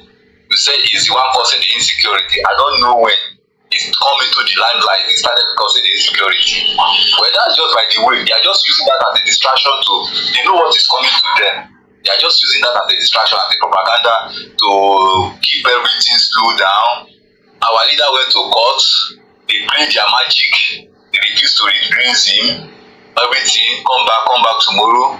But we thank God there's a progress that he was able to address the press, was able to say what he wants to say. Well, this country, I just want everybody to continue praying. The prayer I want, like we are praying now, is the prayer for God to give us a good solution to break up. No matter what they are trying to draw, to tie together, to make sure that this one did not go. Because things is falling apart already. There's no way they can only try their best to go and kill. How can a soldier go to another place, to a village and level the whole people, level there? They kill American soldier, they kill Israeli soldier, they kill all these other country soldier. They have never go to that village and level the village. The one that paid me most, that affected me most is Yodi, which Obasanjo was asked soldier to go and level that community. But I have not recovered that till now. The Yodi killing. Now another one again in Delta State. My friend were affected, their village, some of them are still in the bush today. They are afraid to come back because soldiers have occupied the whole places. Presently now, in Okoma, we can't go there. My people are there. They are not there, they are still in the bush. And we said we have soldiers that is defending the country. We said we have government in this country. So all our leaders. If I may ask you, I just want to test, I know we're very limited with time now. As many Nigerians that are operating, on the social media where you are, speaking from now, we see a lot of, things happening, but there's some, educated Nigerians that come out and I'm talking from both sides now, whether they are Igbos, Yorubas, Indigenous, or whatever we call ourselves, that still defend Nigeria, that, we must stay together, even though things are falling apart. And that is exactly what Professor Banjakito is saying in this, write-up that I've been, going through for some days now, that, Yugoslavia was going down, but Slobodan Milosevic wanted to hold on to it. It eventually dissolved. He himself died, at the realms of affairs, during the trial at Hague. I don't pray for Tinubu to die. I might not agree with him. I might not like him. Because if he died today, we're in problem. Shettima will become the president, and that's even a more dangerous one for me. But what I want to know is that why do we still see these Nigerians defending Nigeria? What do you think is happening? In another 2 minutes, from your own perspective, why do you think that they are still defending Nigeria so that we can keep Nigeria together? Okay, just initial, why they are defending Nigeria is this: those that are defending Nigeria are the one benefiting from Nigeria. Even those that are suffering, they still have that hope. They did not have hope, belief in this struggle that Biafra will come or Yoruba nation will come. They said, they are lying, they are making money from it. They prefer to continue to defend Nigeria with their last breath. But those of us that believe that this thing will end one day, will still continue to believe that this thing, our own nation will come one day. Those that are defending them are the one benefiting most. Maybe they have uncle, they have people in power benefiting from their resources, like in our land now. Majority of them are benefiting from our resources, and all those, they will not want Nigeria to break. They will rather kill anyone that mention it. People will go to our place, it's happening there. You can't just go and speak Biafra there. They will kill you. You say, what do you mean? You want to take away their food? Because they are benefiting directly from the mineral resources. If you mention it, they will kill you. But those that know, they know that this thing cannot continue like this. One family, one section, one people, some people are benefiting directly, while others are poor. We can't plant, we can't do anything in the land. So that is just the reason. All right. Thank you so much, my brother. And it's good to have everyone that has had their own input. Lenkonsi, I appreciate everyone. As the time is not really against me, we will be coming out again some other time to talk about why Nigeria needs to break. Separation is not war. That does not mean that we will not have issues among ourselves where we eventually have our own independent country. But for any one of you that are still thinking that we should save Nigeria, I'm not too sure why you want to save what was not meant for us. And as I leave us this evening, I wish us happy Palm Sunday. I'm looking forward to the Easter, just as I look forward to other, Free John is what they normally do during the Easter time. Yeah, but I'm not sure whether many people will do it in this country that will get to me. But if you're one of those that will do it, I can send my Uber to come and pick it from you. Appreciation goes to every one of us. Enjoy the rest. Stay safe out there. There's so many dubious things happening in Nigeria. Even you're doing business, everybody is ready to rip you up. There's a lot of ritual killings happening in Ogun State. There's a lot of drugs all over the place. There's a lot of guns all over the place. There's a lot of terrorism all over the place. The economy is falling apart. The government continue to deceive themselves, but we will continue to be here. Lai Mohammed said we almost destroy his wedding. Well, Lai Mohammed, you are one of the biggest liars during the Buhari's regime, because evidence pointed that each time the military wanted to attack the terrorists, you are the one calling them to pull them back. And not all the military guys are not innocent, but the military has been so much infiltrated. 2 hours, 29 minutes. I think that is more than enough. My name is OLAYOMI Koiki. If you're new to the platform, subscribe, share it. Do whatever needs to be done to get this message. Download it at the free peak of your internet that is free for those of you in Nigeria.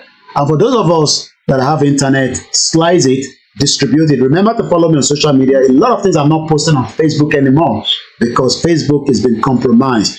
Elon Musk is still okay. We can post certain things, and sometimes they ask you to remove it, and they still allow us to stay on the platform.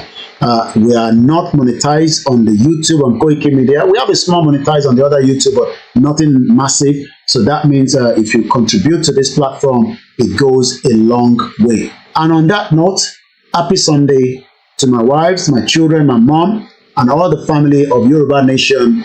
We stand with the truth. Simon Ekpa, I send the greetings from you from here, and we will continue to also make sure that we are in touch with all other, the Scottish, the Welsh. I'm hoping that one day we can start having them to come and talk on our platform, but we haven't got hold of them yet. If you have access to those 2 countries that wants to pull out of UK, let me know. I'm doing my best from the media to reach out to them, but nobody's coming up yet.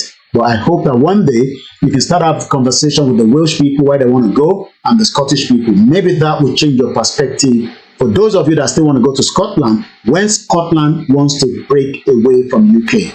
Bye for now. KOIKIMEDIA, bringing the work closer to your doorsteps.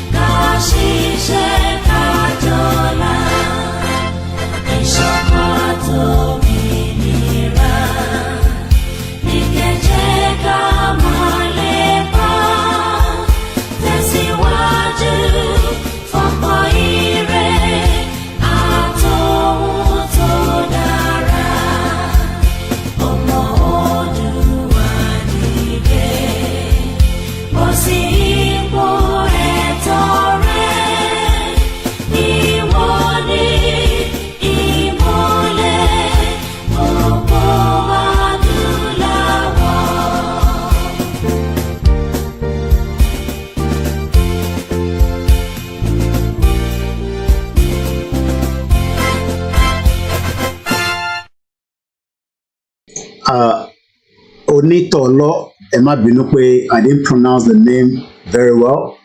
Onitolo, that is the name. I called it Onitolo, Nitolotolo, ẹ má bínú sí mi. Elégbédé, Yorùbá mi ń dá díẹ̀ bọ́gà tá à ń jẹ náà ni. So if I didn't mention all your names sometime properly, ẹ má fi ṣèbínú sí mi, kò ń ṣe deliberate. So mo kí gbogbo yín o.